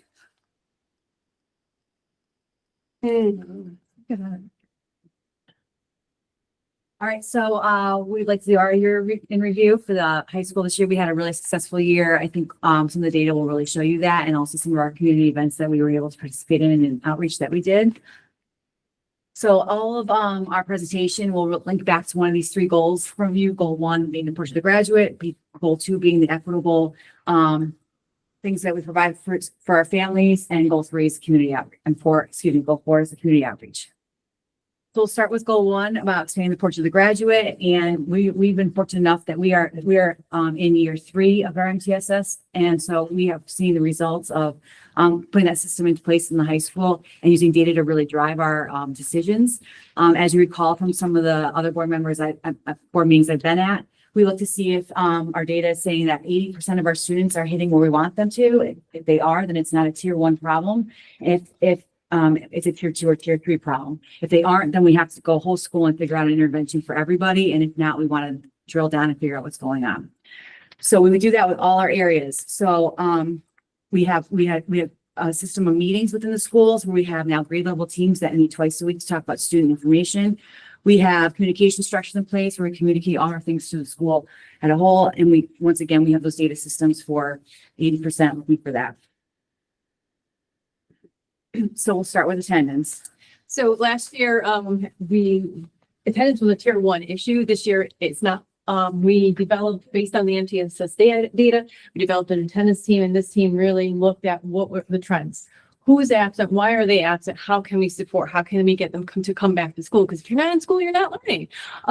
And so we had different communication systems. We, as a team, we talked with students, we talked with parents, we went on home visits. We really, really tried hard to get kids to come back to school. The one thing we found with our high schoolers that we didn't know if it would work, but we're happy to say it did, is we started incentives. And I'm just cracking up at this photo because the one incentive that the kids really, really love is playing bingo with Mrs. Am. You haven't ever been in our building when bingo is happening. It is like time. It's the event, and you know what? They get along so fabulously, but it's such an event. But I'm happy to report, like I said, last year it was a tier 1 problem. We said, oh my gosh, we really need to do something about this. And this year it's not. And the majority of our days we've been in 90% or higher attendance. So that's really a really great accomplishment. You can just go to the next slide, Patrick. So what this is showing, this is last year. The light gray color is last year. So as you see, as the year progressed, our attendance did not get better. But this year, as the year progressed, we were getting better and better. And I would like just to point out, because we're really proud of this, April, May, spring, right? Oh, let's miss some school, go to the beach, whatever. We look at our numbers. We were at 30% last April, 19% in April, and then 19% in May. And that's chronic absenteeism. So, we're really proud of our success. And then this is just a one cohort, grade 9. These guys, so thank you to the middle school for honing in on attendance in their 8th grade year. They came to school 90% of the time and we're doing great. And we're seeing that across the way. So good job, middle school, because they continued it at the high school. Okay, so as part of the MTSS process, we have a behavior component to that. And so what we started to do is this year, we developed a behavior team about midway through the year to really understand why students are behaving the way they are and our response to the behavior. And to really figure out ways how we can support students so this way they can learn from their behaviors and grow as students. So what we've done so far this year that we're going to carry on to next year is we're really looking at what kind of behaviors are happening? How are we using our reset room? How can we use restorative competences in other ways? All those things we do, those strategies to address behavior and really help students learn from the behavior. So we're going to continue that work next year. But overall referrals, if you take a look last year, we were kind of steady. This year, I know this number, can you remember, it looks scary. We have 204, and I can completely explain this to you. Our freshman team said, wow, we're really noticing our 9th graders are late to class. This is not a really good life skill to be late to class. So we're really going to hone in on tardies. So this is why November, the numbers skewed because they were like, we're going to do our tardy system. But as you can see, overall improvements as the year went on, our referrals, kind of went a little less and less, little spike in May. But Other than that, our overall referrals are down. And if you can go to the next slide, I just want to show one cohort. This is the class of 2027. Last year, you could see it in the light greenish color. And you could see the significant drop in overall referrals for grade 10. So definitely, you know, we know our kids are getting older, they're becoming more mature, but also I think some of the systems we put in place for behavior we're seeing benefits. All right, so now we have students that come to school and every day and they're behaving pretty well. So now we want to talk about academics. Yay, finally. So we can talk about academics and try to figure out how we can get our students to achieve our goal at the school. High school is 80% proficiency on our summative assessments with 100% growth. So I'm going to go through some SAT, PSAT data that very similar to what we did in March when I went through the data from last year. So next slide. So this is grade 11. If you remember, grade 11 takes the PSAT in the fall and the SAT in the spring. So this is not comparing apples to apples. It's a different assessment.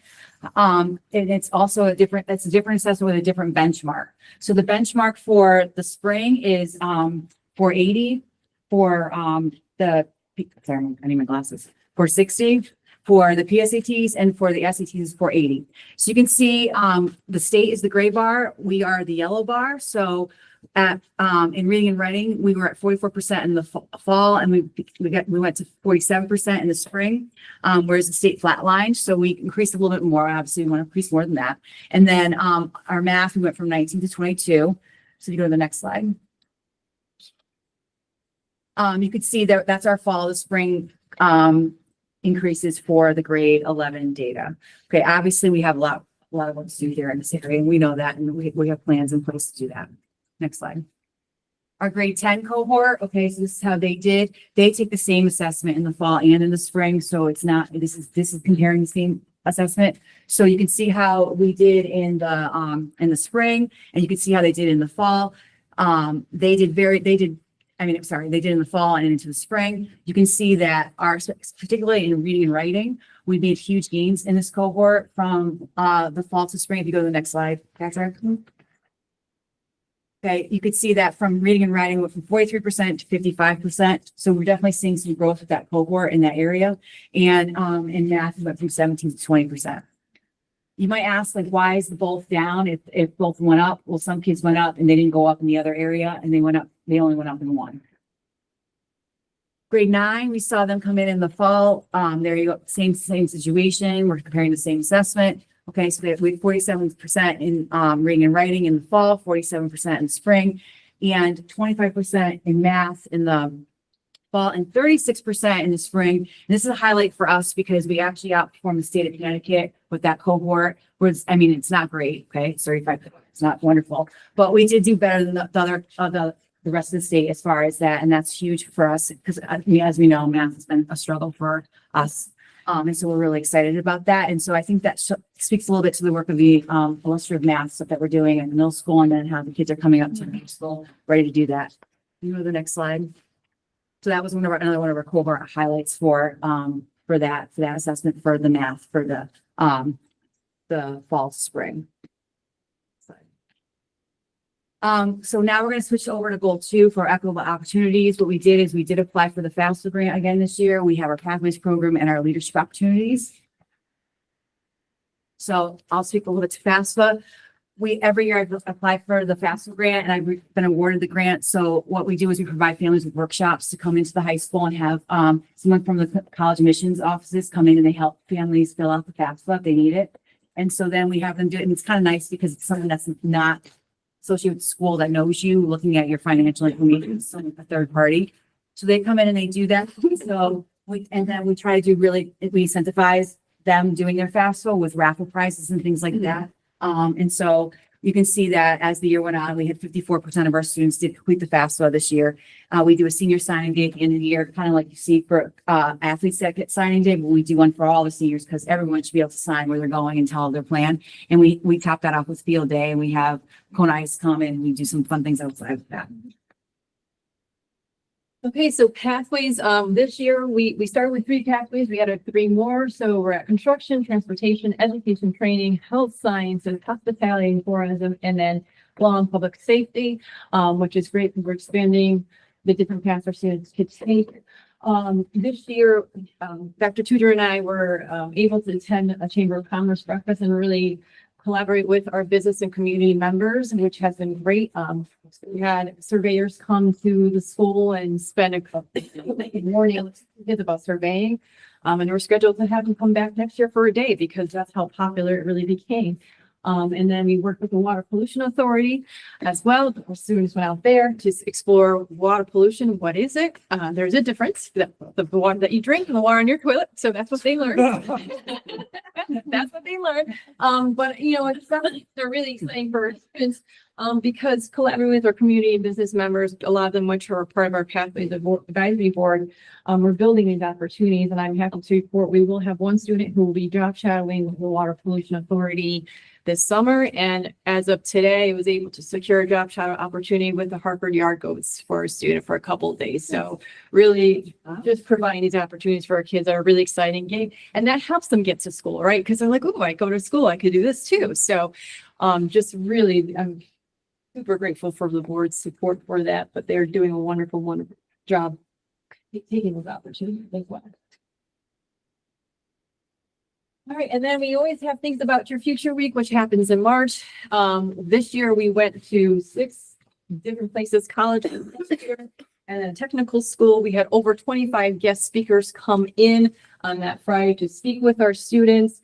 And the wonderful thing about Think About Your Futures Week, every student is included, whether you're going to college, a tech school, or military, there is something for everyone.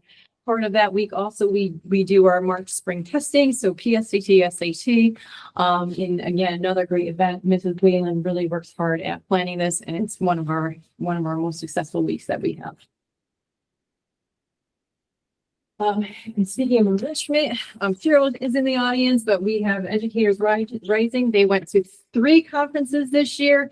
That group grew this year, which was great. So we have a lot of future educators coming up. Super excited about that. But kids absolutely loved working with other schools, planning lessons plans. And I think they were heard the last board event meeting where they said, my gosh, it's really hard to teach. So Model UN went and competed. They did a great job. And then we had curricular field trips. Our students went to see Romeo and Juliet after reading and studying the play at Hartford Stage. And they came back. So they were really appreciative of those. All right, so switching gears a little bit, we're going to goal 4 involving the community, improving communication. What happened to 3? I think 3 is like facilities. Oh. I think we talked about that tonight. I didn't want to go back to that. I didn't want you to have to, yeah. Okay, goal 4 involving the community, improving communication and community outreach. This year, our student group, student government, Leo clubs, again, did such a fantastic job. They hosted an Easter egg hunt. Our students went out with the local police department to Broadbrook, and I believe the middle school as well. And then we had, for the 2nd year in a row, our annual charity basketball game. Unfortunately, the police department won yet again, but we're going to change that next year. I'm hopeful. And that effort was to raise funds for East Windsor Parks and Rec scholarships. I think we raised around $800, but it was a great community event. A lot of people were in attendance, and the kids had fun. The police officers had fun, so it was just a wonderful time. That was me. We also did some around the community. We had some mentorship opportunities where we had our safe school leaders go down to the Broadbrook School for Unity Day and those kind of days and do some activities with the younger students. And then we also had our Veterans Day where we honored our veterans, and we had that event in November. So that's more community connections that we have from the high school out to the community. Next. We also had a performing arts program. It's really starting to streamline from 4th to 12, as you heard already. We have now town-wide band events that are occurring. We implemented a pep band that came to basketball games and played at some of our community events. And as you all know, we did have the drama production as well. These are just some of our highlights. Our visual arts, she really did a nice job this year of trying to outreach to the community. So the AP students, they display their art at up in West Hartford at Parkville. And then we have our annual graduation boards. With those of you in graduation, you saw them up. That's with the East Windsor community, the art committee. And then we also have, she also did some other things with obviously the art show in the library. And she has, right now, she's a student doing a mural at the pollution plant. So we're trying to like expand the things that we do at the high school into the community. Our athletics as well. We had some really stellar athletic achievements this year with Bailey Winter getting the high points for the school. We have Geo going into AIC. I know someone else went to AIC here, but Gio is going to play football at AIC. And then we, of course, had all our senior banquet. The other night we had a huge event with our sports banquet, and it was a well participated in, and it was a really fun night. As far as communicating, we've also had a lot of events. We had our block party. I have the 5 things that I send out every Sunday. And as we know, high school families, they tend to, not be as involved as they are when they're little. And so all of our events, we try to have multiple things happening at the high school all at the same time. So it's one-stop shopping. So if you're coming to do your FAFSA, watch basketball games, meet your teachers, see the cooking program, do it all at once, have a game, those kinds of things, so that the more events we seem to have, the more people come. We've also done a lot more phone calls and personalizing our invitations for, unfortunately, graduate breakfasts and things like that. And that seems to, families come in more when we call them up directly. So we planned for next year. We did some data. We did a needs assessment with the school. This is kind of some of the things we did for our needs assessment. And then we took all that information that we did from those studies. Next slide. And we decided that we're going to kind of stick with our plan and have our instructional leadership team work on those, be the overarching team with instructional commitments, professional development, and curriculum needs. And then we have our 2 teams with our MTSS school team, and then our Safe School Climate team. Safe School Climate really working on our SEL, our behavioral structures, and our MTSS school team working on all of the systems within the school. And so next year, our focus is on BOK levels again, raising the rigor and level, our 3 reads. And we noticed that last 5 minutes through our walkthrough data, we're planning for last 5 minutes of class. But we're not really implementing that plan. So we're going to really work at how to time management better with our classes and kind of utilize that for every instructional minute of the period. We talked about implementing a tier 1 SEL curriculum K through 12 here next year called Ruler. And so next year we're going to be teaching our teachers about that. And then intervention. We're going to do a lot of intervention to help get those scores up where we want them to be. Obviously it's a tier 1 problem. We're not at 8%. So it's tier 1 school problem still. So based on the MTSS platform that we talked about. So we're going to continue to really push our tier 1 instruction, but we also are going to try to find those tier 2 students that we can kind of really hone in and intervene with and try to help them get right from like approaching to benchmark. So that's where we're going to start next year with our intervention structures. That is all. Any questions? I like your earrings. Yeah. Thanks. Everybody does a good job. All right, before we get to the middle school, I think just because we still have a financial report and then a couple of things, we do need to take, you need to have a motion to go past 9 o'clock. I'll make a motion to go past 9 o'clock. Second, we have to look at me today. No, I was just kind of looking around. All right, so a motion by Heather and a second by Fran. All in favor? Right. No. Carrie's gonna say walk fast. I got you. All right, so Wait, are those real no's or not? I actually have to know. Did you want we start? I might have to just No, drop we were having a financial. past 9, but that's it. okay, so Carrie may have to drop off, but I'm Okay, sorry. I'm sorry though. I actually do need to know. Did you actually vote no? I didn't vote no. I didn't No, no, sorry. No. Already actually voted. Okay, I'm just saying. It doesn't matter. No, I'm just joking. I just have to record it. Our financial report is generally our second. The second meeting. It's Not the usually first. right after. I just noticed it was on your phone. We did it in preparation for the FY26. Then, so in the event that, the vote did not pass, we were prepared to talk about end of the year projections. And then how did that impact where we were as far as maybe, which we fortunately do not have to discuss regarding, staff, reductions. So I think at that time, we were just going to give an update as to what we talked about at the financial subcommittee too, in terms of just that we didn't need to make that decision tonight after all, which was good. So I was going to get to that after I hear middle school. Did there as Yeah. well. Yeah. So I we're mean- meeting off and I saw Ryan sitting here and thinking, I mean, so the agenda went out last week prior to like not knowing what the outcome of the budget was going to be. So I anticipate that's going to be very, very brief. All right. Sorry, we can go back to the regular scheduled programming and have the middle school. We'd be happy to hear your end report as well. Does anyone need a cookie or anything? Water? I can. Break. Oh, stretch break. Right? All right. East Windsor Middle School. Not gonna do this Richard did too, but all right. Where's the- Okay. yeah. Yeah, so everything that we do is related to the portrait of the graduate. We really are looking for our students to be informed, lifelong learners, and then self-aware individuals and responsible citizens. Everything that we do try to connect it. And then we see that in our curriculum, teachers are talking about it. It is on our report cards. Kids are very aware of it and parents are also aware. So it is something that we are focused on and make sure that it's embedded through every day. If you can recall your middle school years, I'm sure they were a couple years ago, just like mine. Middle school's hard, right? We all know that. It's probably a lot, people don't always want to go back to the middle school years, but one thing we really work on is continuing to create a positive learning environment. So everything we do is really connected to the students and making sure they're coming to school and making sure that, the environment is equitable, respect, empathy, and responsible for the students. We're kind of going with the MTSS process. So this is last year's attendance for November, December, and January. This is a chronic absenteeism. So we had almost 30% of kids were chronic last year in November, and then 31 and then 20. So we looked at that through our MTSS process. So this year we came up with a plan. In November, we did a really good, we did bingo.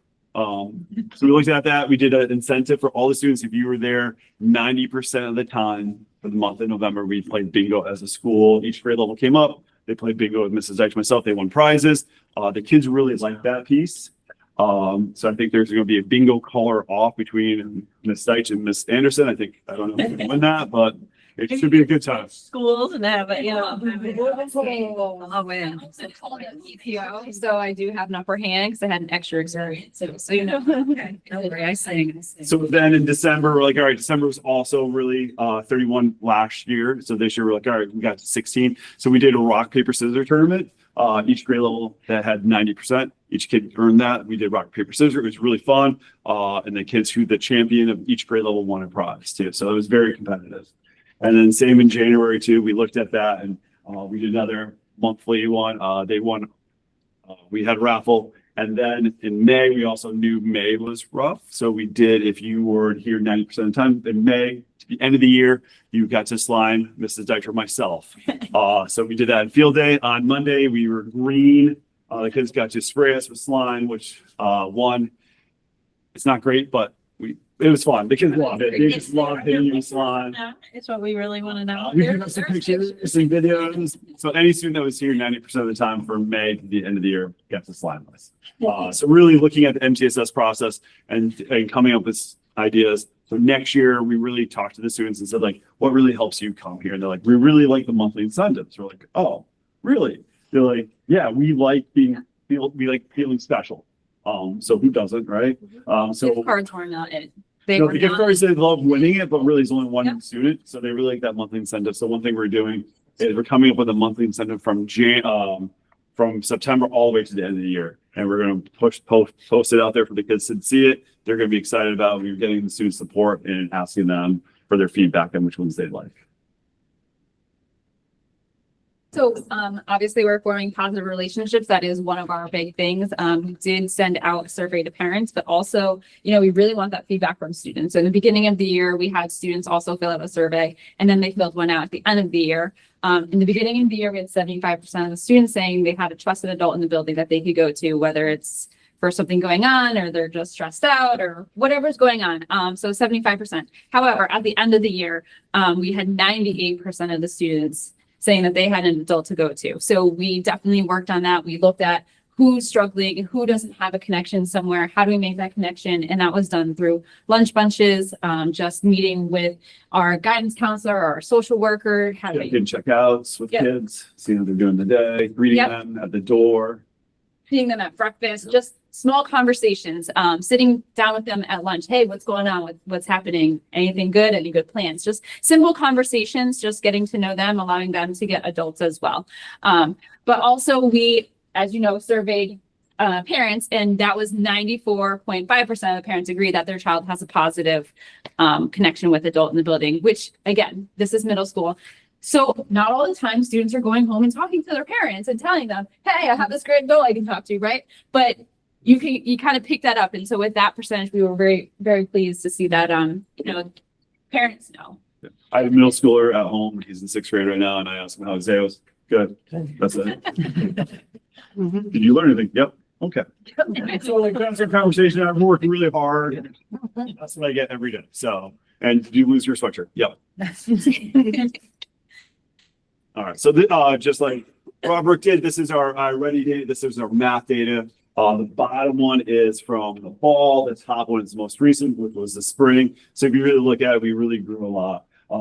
So our students on grade level or meeting benchmark has improved a lot. If you really look at it too, the next slide, Dr. Tudrin. So we talked about, so this is over the last 3 years of iReady growth. So for example, you see the fall, winter, and spring, and the darker one is the most current one. So we're on the right trend.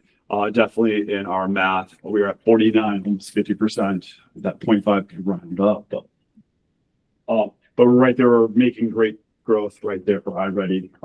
The teachers have really done a really good job. We also do monthly incentives. Some of the grade levels do weekly incentives for homework. So that's one thing the students really work on. And we pushed for 4th grade parents. We talked about that, about completing 2 lessons in reading and math every week. We have competitions between teachers. I send it out every Sunday, the data to the teachers, and they look at it and they text each other telling who's winning, like who has the highest percentage rate and things like that. It's very competitive. The kids will actually call the other teacher up and say like, oh, this week, 5th grade beat 7th grade, and they will tell the teacher when they see them in the hallway, they're beating you, 7th graders and things like that. So it's very competitive. So really nice competition. So it's really helping though, I think. So it turned into a student competition because then the teachers started showing the students the percentages and where they are. And then the students were like, well, we're not going to lose again. So then we saw an increase in some lessons. So reading, same thing. We're seeing really great growth in reading. So if you hit the next one. So again, the darkest one this year. One thing we did change about halfway through the year is we looked at the Savas curriculum. We changed up how we were doing it. We met with our ELA teachers. We met with Daryl about it too. Linda, myself, and our literacy coach, Kathy Kadori, we all met together. We're like, all right, things are now working where they need to be. So we changed how reading was. And I think really it helped improve really following the SOPS curriculum to what it is meant to be used, and instead of modifying a little bit for our teachers. So the teachers really actually enjoy that more. The kids actually are seeing growth. So I think next year our scores are going to go even up higher next year. So core beliefs really every day we believe in circles. The teachers do those, making those connections with students. Lunch functions, as Linda shared, our war lessons. That's one thing, like teaching the expectations of our school. We do that in the beginning of the year. When we take a break and we come back, the teachers teach the expectations of what to do in school. Check in, check out. We have students doing that all the time. For example, one's for attendance.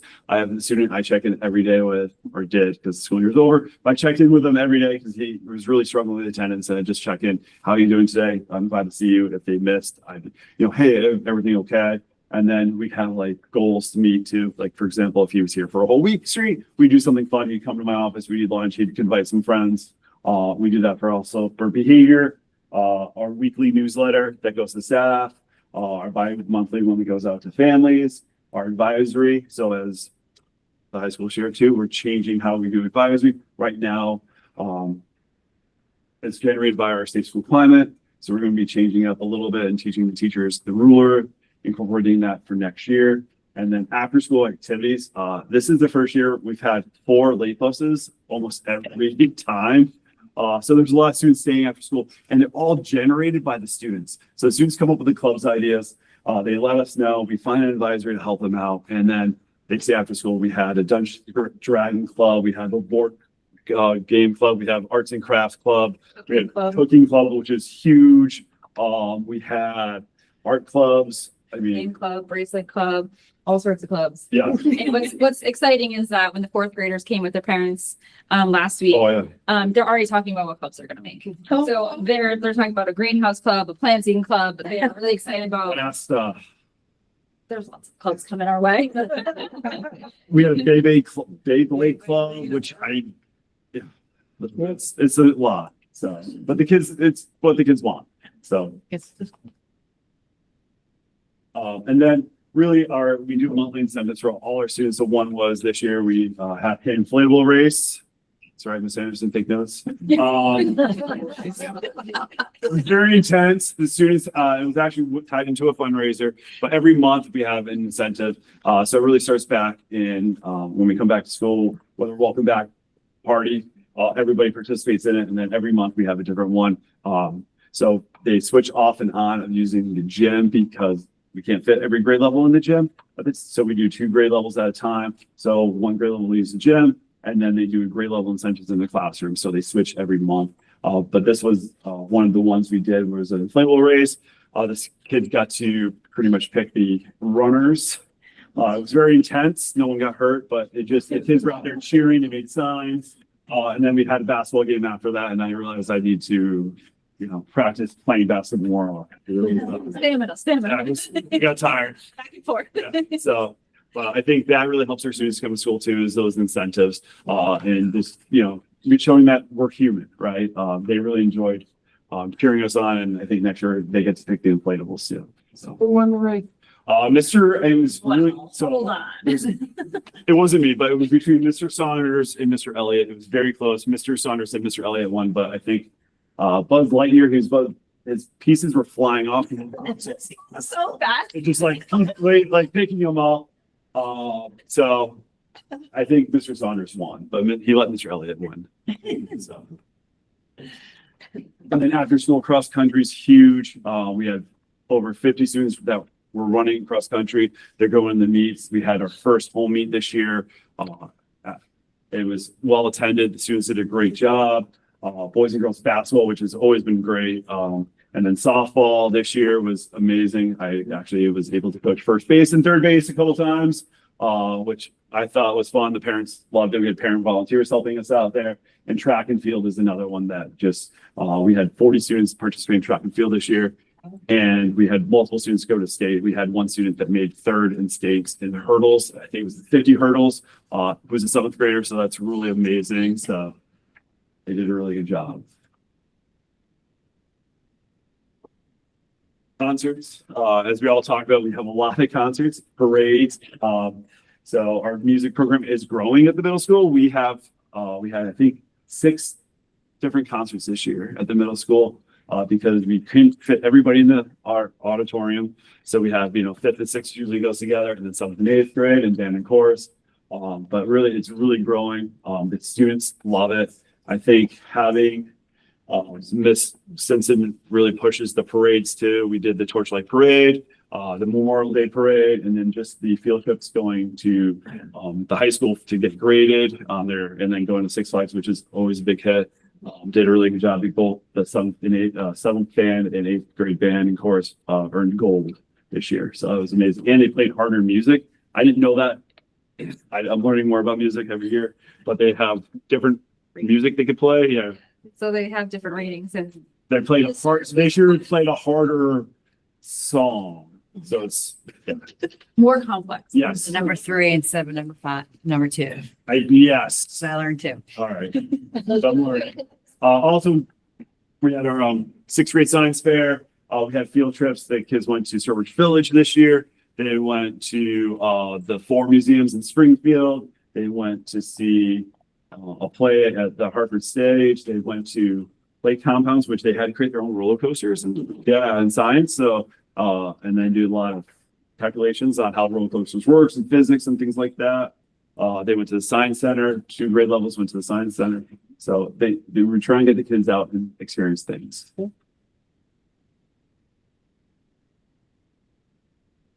As we talked already about their competitions. And then So then some of the things that we do are student celebrations, the North Central Act of Kindness. We have students every month and then they have a little presentation at the school, which is really great. The kids get to see their classmates receive these awards. So that is always nice. We also have the Positive Problem Solver, which every month, one from each grade is nominated and they get their picture, they get a little certificate, the write-up, parents are contacted, and it just really demonstrates, that students are solving problems. They're working on our ROAR foundations with the respect, ownership, awareness, and responsibility. And they get a little token now.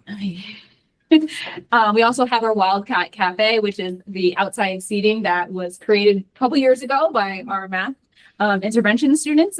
So we are utilizing that space where the students earn it based off of behavior in the cafeteria as well. And then they get to choose a few friends. They have been loving that space still. Sometimes when it's really cold out, they still want to go out there. And then we have the grade level awards at each grade level, at least every semester. 7th grade does it every quarter, but it just really shows and highlights the student's success. Yeah, and one thing was new this year too is our bulletin boards. Our teachers are always trying to put student work up there, but one thing our art teacher did was a school-wide art show. So throughout the whole building, she picked pieces of art for every student, and it was up for about a month. So students could walk by, look at the art. So we talked about for next year to try to team it up, maybe do it a little earlier, I said, during parent-teacher conferences. So that way the parents can all see it when they come in for conferences. But she did a really good job. Like, it was amazing. You just walk through the hallways and it was just like walking through a gallery. You can see all the amazing artwork from the students. Also, we participated in a Warehouse Point art show, and just, seeing the student work really the students really like to see it because you can see them stopping and looking at each other's artwork. So, and then really, as we talk about, the MTSS is really what drives our school. Starting with intervention, our intervention has done a really good, amazing job. Our tier 2, tier 3, it's always growing.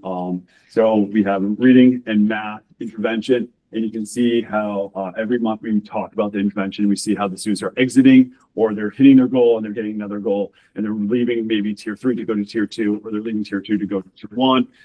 It is just really through the MTS process has really helped our academics improve.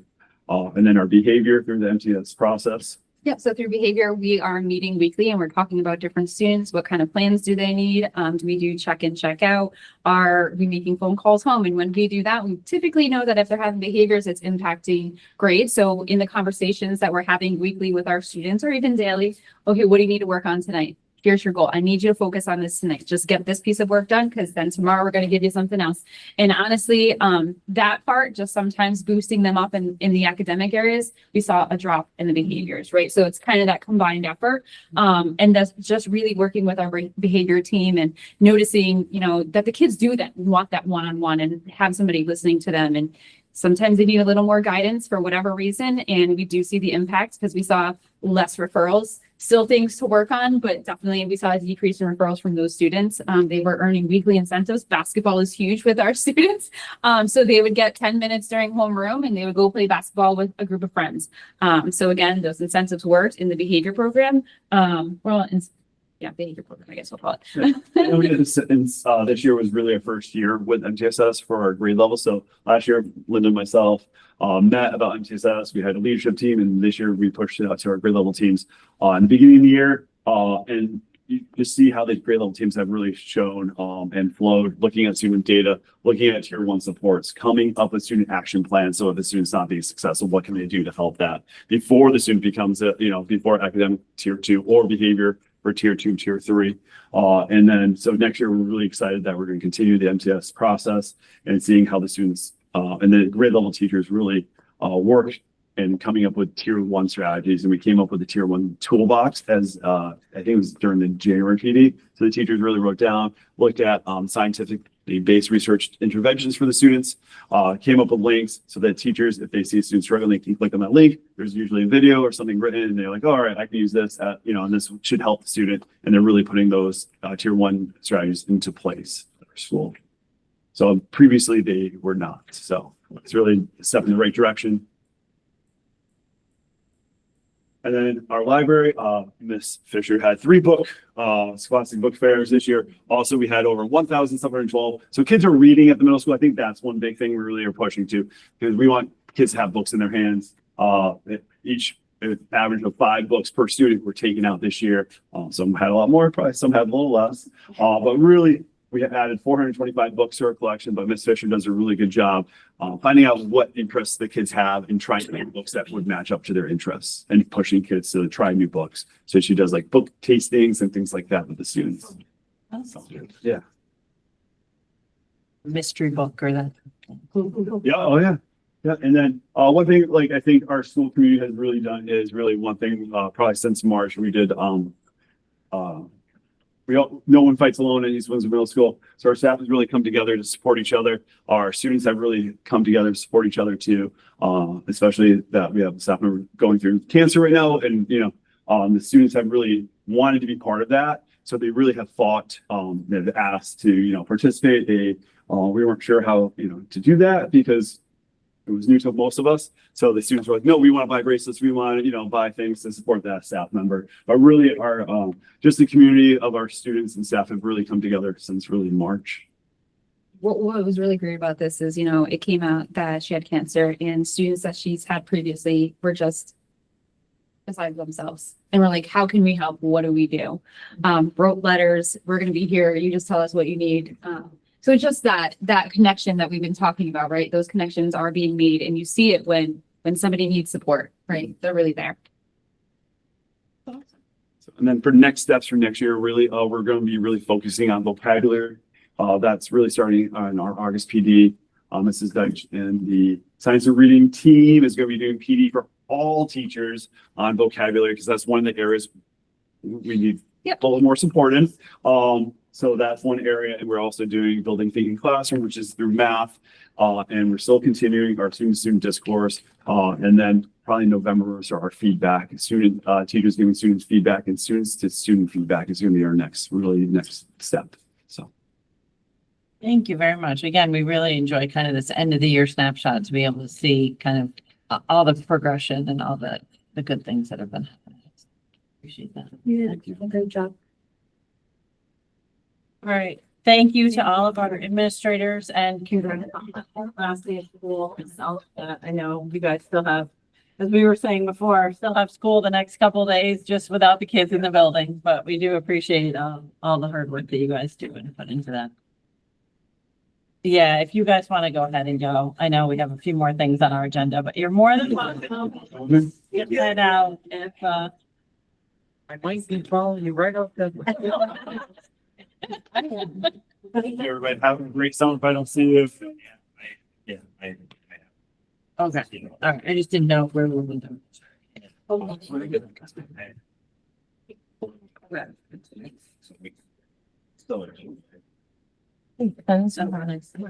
right, so next on the agenda is financial report, and as we said, we're going to put this here in case.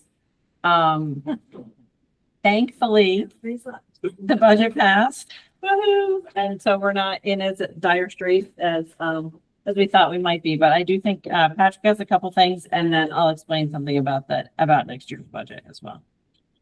Sure. So, and Ryan can jump in with me. We had put this anticipation that obviously wherever we were with projections would impact some of the potential difficult choices regarding next year's budget. Fortunately, the budget passed. I will say that, Ryan does have an anticipated number. They did report at the finance subcommittee. I don't know if you want to share that number as far as, obviously knowing there's multiple things that could change with that, but. Yeah, so we kind of had the discussion during the finance subcommittee. We said as of now, we're still anticipating that kind of like 60 to. Fire thing? I've never heard that noise. So around 60 to 90,000 for kind of like our replenishment of the 2% fund. Again, keep in mind that is subject to change just as we kind of shore up some things at the end of the year here. Does anyone have any questions as far as that number goes? Just to piggyback off of that, because I know it's come up in previous meetings, but I know there was an inquiry regarding the transition with our grounds next year. Do want to report formally to the board, like in accordance with our policy 3323. That BB Landscaping was awarded the contract for mowing and leaf pickup services that'll be effective on July 1st. So decision was made based on receiving at least 3 submitted quotes, and BB did submit the lowest responsible bid. And they are also on the Connecticut State approved vendor list, assuring that we're in compliance with the state procurement requirements along with their policy. So I know we had some discussions, but I don't know if I ever officially provided formal communication. So certainly wanted to take the opportunity to do that. That has been budgeted through our budget workshops as well. All right, so that's for the financial report. As far as FY 26, like I said, we are all very thankful that the budget did pass on the 3rd time and we didn't have to go to a 2%. Due to that, Ryan is kind of still working on some projections and looking at a few different things.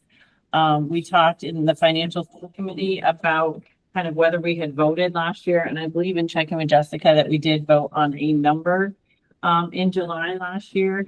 So what we're going to do is give Ryan a little bit more time to determine from the cuts that were made by the Board of Finance at the 2 different meetings, and where we stand now and what that impact is on our budget. And then we can discuss, obviously the number is the number that they gave, that they'll give us. I don't know, actually, I guess I should say, did they just approve the mill rate in the Board of Finance meeting tonight? They did, yeah. Okay. The exact amount, but it's the number that they were communicating in the emails. Yeah, so the Board of Finance met tonight to do that after the referendum.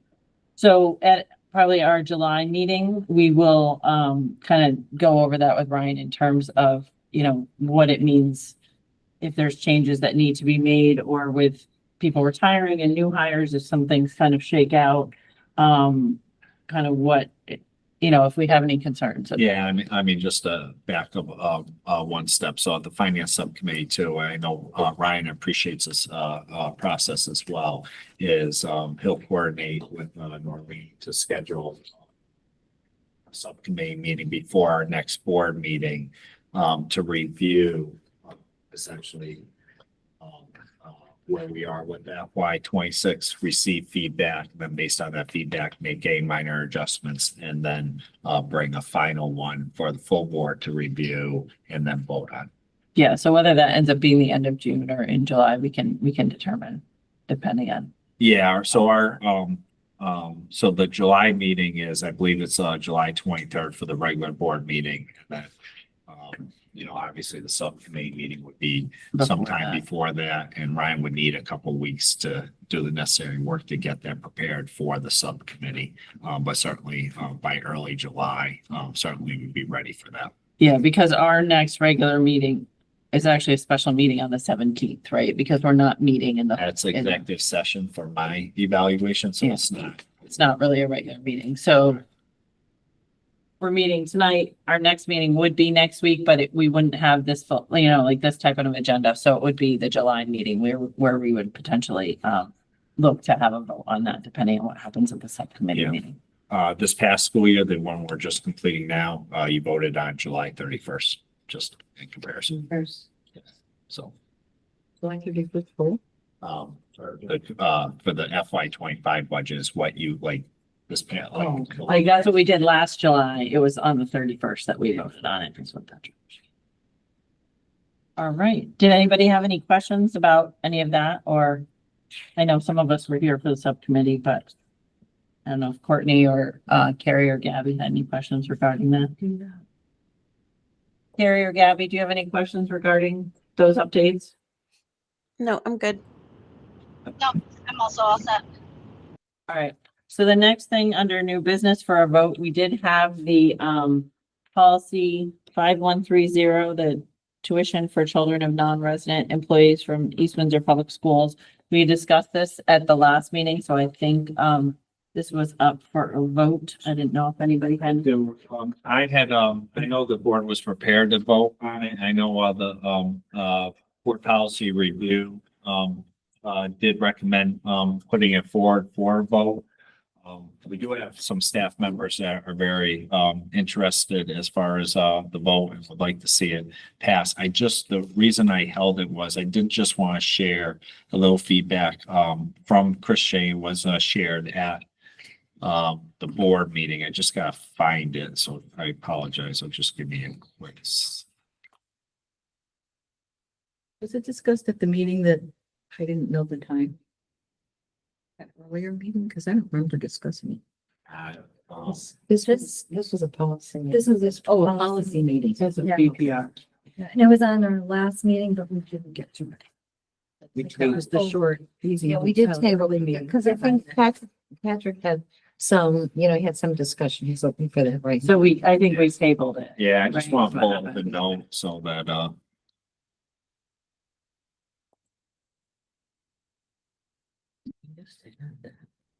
Yes, yeah, there's, kids that came from this. And he's good.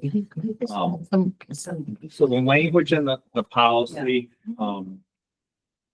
Shipman Goodwin, has a similar language. I mean, we did, do it specifically for East Windsor. I will say that, a number of other, school districts have a similar, language. The only thing that, Chris Shane did caution is, and she understands, Shipman Goodwin's stance is, number 5 in the policy where it says special ed services. It says, the policy does not obligate East Windsor Public Schools to provide special ed services beyond standard programs. If additional services are required, supplemental fees reflecting actual increased costs may be charged in compliance with applicable laws. So she understands that Shipman Goodwin, indicate you, you can, do this. She cautions that she doesn't, she's not as confident that if someone put a complaint with the Office of Civil Rights, that would uphold. Now in that case, it would be very extreme and rare to have that situation. Obviously, that's to protect the, district and obviously the taxpayers, for incurring, any substantial, costs. But that was the only part I did want to bring forward to the, board. Certainly, we have had, I think, 4 staff members reach out, regarding, the opportunity of tuition, their kid into, district. I have a couple of questions. That was one of them, and if we had, you said it's extremely rare that it would be exceptional costs, but we talk all the time about special ed costing a lot. No, Why are you saying? So you have to remember this would, so one, they would have to be granted permission to be, to allow their kids. So it's not like a McKinney Vento or, so there's a little bit more flexibility as far as allowing. Now, obviously you couldn't discriminate on their disability, but certainly there's other factors as well too, as far as like what's the enrollment for that grade level and some of those other things. That would seem to be potentially Yep. dangerous to Well, not allow a child in. Yeah, now according to Shipman Goodwin, you can, Do that. correct, Chris Shinny, so obviously they're a little conflicting, but I felt it was necessary. The board has all the information, to, be informed and make, the decision. So this used to be a policy, correct? Correct. Why did it stop? I'm not particularly, sure, Was it during Teresa King's time? it was, yep. And, at some point, because I know we did have staff and they were grandfathered in, so I do know they were grandfathered in. But as far as, why I did, I can tell you, I would have been special ed director, so I can tell you it was not special ed related, but I'm not sure, why it was, It just seems like a good idea to have your if your teachers want their children in your schools, they must know that they're pretty good programs here. So I would think it's a good idea. The special ed issue is a little I scary agree. to me. Patrick, so there would be some kind of an agreement, right? It wouldn't be a contract, but there would be some kind of an agreement that the teachers would sign with the school district. So they would be aware of all these conditions. Is that right? It would be signed by you and by the parents. So they would be, I mean, we build a policy, obviously. yeah, And would- yes, but this is really signing off on it as well. Yeah, the Woodward preschool families, they do, for payment, what, because part of it is the payment too, they sign. Correct. Yep. So, so they have all the conditions and they're signing up. yeah, I mean, everything is part of the registration process. essentially. Yeah. So it's all encompassing. Did anybody else have any other questions? No. So, I'm sorry, Jessica, well, and maybe it's in the minutes from the last one. Did we end up waiving a first reading, or we had the first reading last time, or did we waive the first reading? Look, I can double check. Oh, There was a motion to, approve, but then, I think it was withdrawn. I think we tabled it. I think we tabled it. It looks like, yeah. Noreen made a motion, seconded by Betsy, that we tabled it last time, and that passed. So, Waiting the first reading? I mean, just because we do have some staff members that are waiting, And school year's done. They want. but they would like to know for next year. So I think if the board could take a stance one way or the other, that would, so that we could, notify those staff members, that would be helpful. so if we were to do that, is it two separate motions, one to waive the first reading and the second one to approve it? To adopt the policy? Yes. All right, so I would entertain a motion to waive the first reading for policy 5130. I'll make the move. I'm making the move. I'm making the motion to waive the first reading for series, tuition, 5130 tuition for children of non-resident employees, East Windsor Public Schools. All right, Fran has made the motion. Second. And Denise has seconded it. All in favor of waiving the first reading? Aye. Any opposed? Gabby, do you have any objections? All No, right, are you good? I'm good. Okay, all right, so motion passes to waive the first reading. Then I would entertain a motion to adopt the policy. I would make a motion to adopt Series 5130 tuition for children of non-resident employees, East Windsor Public Schools.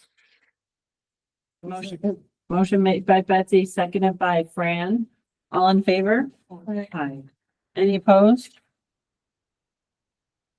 Gabby, are you all set with that as well? Yep. All right, so motion passes to adopt the policy. Thank you, everybody. Thank you. All right, and we got through the other items. All right, so next on our agenda is liaison and subcommittee reports. I don't know if there's anything in particular that people want to report. Obviously, we had some board of finance meetings and other meetings, but I think all of that has kind of been resolved, so I don't know that we need to read that. I think we're ready. I don't know if there's anything else like Board of Selectmen or anything, Courtney, that you have. Or do you have Thing that anything? I feel like I need to bring here, we had a curriculum council meeting, where the teacher of the year was, decided, and Daryl had sent out a letter about that. Oh, yeah, teacher of the year, that was included. Booster Club had a successful, Graduation. safe grad party, so it's a good time. I was actually gonna ask you about that. Do you know how many, like, I didn't go this year because I needed sleep, so I did not go. But, yeah, I mean, it was successful enough that they're, again, signing up for revolutions next year. So good. That's good. I know it's usually popular, but I don't know kind of what percentage of the senior class goes. I know not everybody does, but I was just curious. I'm not sure how many kids went. All right, were there any further liaison or subcommittee reports? All right, any public participation? It does not look like we have any public left in the Thursdays we're here for? I believe, so. Expected them to talk about it in the public. Well, I was anticipating, so they had reached out, raving about their experience with, Nicole Walker. I had shared with them because it was just coincidental. She had already been nominated as the Crystal Apple Award, and I had shared that information, not knowing that, she was going to be unable.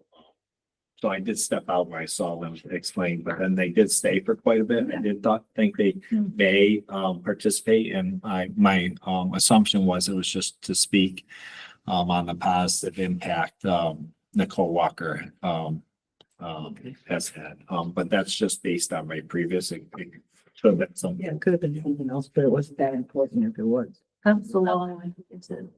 They probably didn't want to wait. It was nice. They waited all that time and then. I know. I wondered that. Text Tina later. I think we do bingo before our meetings. So I'll text you. And see what she was sitting here for. And so as Patrick mentioned, there is a letter from Patrick mentioning the letter of recommendation regarding Miss Walker. Yeah. So that's in our correspondence along with Teacher of the Year, as we had just mentioned, and the donation. I did have two miscellaneous, so I Okay. kind of blend that in. That's fine. Go ahead. I know the band was up there. I know the community center is this Saturday. Yeah. They're gonna play. We will. I don't know if it's the entire band because school's out, but I know a number of Some of them, yeah. we'll be playing this Saturday with the ribbon cutting. And we had our graduation. I know we had high school graduation Monday, middle school promotion Tuesday, but during the day today, we had 3 students who graduated out of our transition program. And it just so happened, I was running all over the place, just wanting to connect with staff on the last day, and coming back from the Broadbrook side, I had stopped at Pickle Jar Deli, pick up a quick lunch, and the owner, Ann Kara Carlander, had stopped me because she went to the transition graduation and was actually in tears about like how it impacted her and the impact those kids have had working. Work with the pickle judge. They do. And so just sharing that experience, it's just very touching timing, and just the impact that program has within the community too. That is awesome. That is great feedback to hear. She's a good person. Patrick, I just want to say too, just at the graduation, I was very impressed. I know it was difficult for, for Joe and Carol to be there, but I was really impressed that the class, the high school class decided to donate money to Abby's, Foundation. yeah. I thought that was, The just year, speaks to them. the yearbook was dedicated in her memory as well, from the high school. And they did attend to promotion, middle school promotion, because middle school this year was the first one, but going forward, they'll have an annual student award, kindness award in Abby's. So it was a tough time for Mr. Field. He did, have a moment of breakdown, providing the background story. And there was an 8th grade girl that was the first recipient last night. That's very nice. And they were in attendance for that, so. All right. Was there any other miscellaneous? Go ahead. The graduation video. The video that got put out on Facebook with all the graduation and all of that. Awesome job. That was People, Jessica, thank you. I have got more people. I posted it out on a couple of things and I've heard from a lot of people, and people are just thinking, like, oh, a tear in my eye, and it's so sweet and it's so wonderful and how great. And it really showed the connection from the kindergartners all the way up and through. So excellent. Yeah, they showed them walking through the Broadbrook School and the middle school and then graduation And then the kindergartners walking by our seniors and our seniors applauding for them. It was, awesome job. Yeah, Jessica shared earlier today. It's had 7,000 views. really much. That's How many? You did that? 7,000 Yeah. views. Wow, that's awesome. I am so bad. That's probably just on like your site, something gets shared. Even if you don't know anything. That's the views that it has on. That's what it has from all the shares and everything. Yeah. Yeah. Yeah. That's awesome. It has, No, I am so bad, right? So I have to get. sorry, wasn't prepared to me. No, that's okay. So it has 155 either like likes or hearts or whatever. And then 35 shares. It has, we got over 7,000 views, 7,123 views as of right this second. Nice. That's all. You guys are doing a great job with that. Not that Facebook should be the place where people get all their information, but obviously we've all been living on it already. But, I think that you guys are doing a fantastic job with all those posts, especially at the end of the year. I think you guys have done a fantastic job. Put as many of them out. I share as many of them as I can, knowing that there's kind of safe space. And people really do appreciate that they get out there, and it's a good way to show off things to people who have absolutely no clue about our schools. I'll just add that the last thing on the agenda, like that corresponds the donation of the surveying equipment. It came from a gentleman who saw a previous Facebook post. And that's why he was even aware of it. He realized he had the stuff in his house and he said, here it is, but it was from a post. Oh, great. Yeah, so you never know, like, who's gonna see something or who might, either share it themselves or have a reaction where they want to donate something or get more involved. So I think that's great. Stuff, the more passionate. All right, and we do have need for an executive session? Is that correct for contract negotiations or I we? do, I need, it'll take 2 minutes. I need to relay something. I need a yay or nay to on how to proceed. All Sorry. right, can we take just a couple minutes? Or- Yeah. I could do it in a minute. I mean. All right, all right, I'll make a motion to go into executive session. all right, so 9:40. Who seconded? Sorry, who seconded it? Courtney? All right, all in favor? Motion passes to go into executive.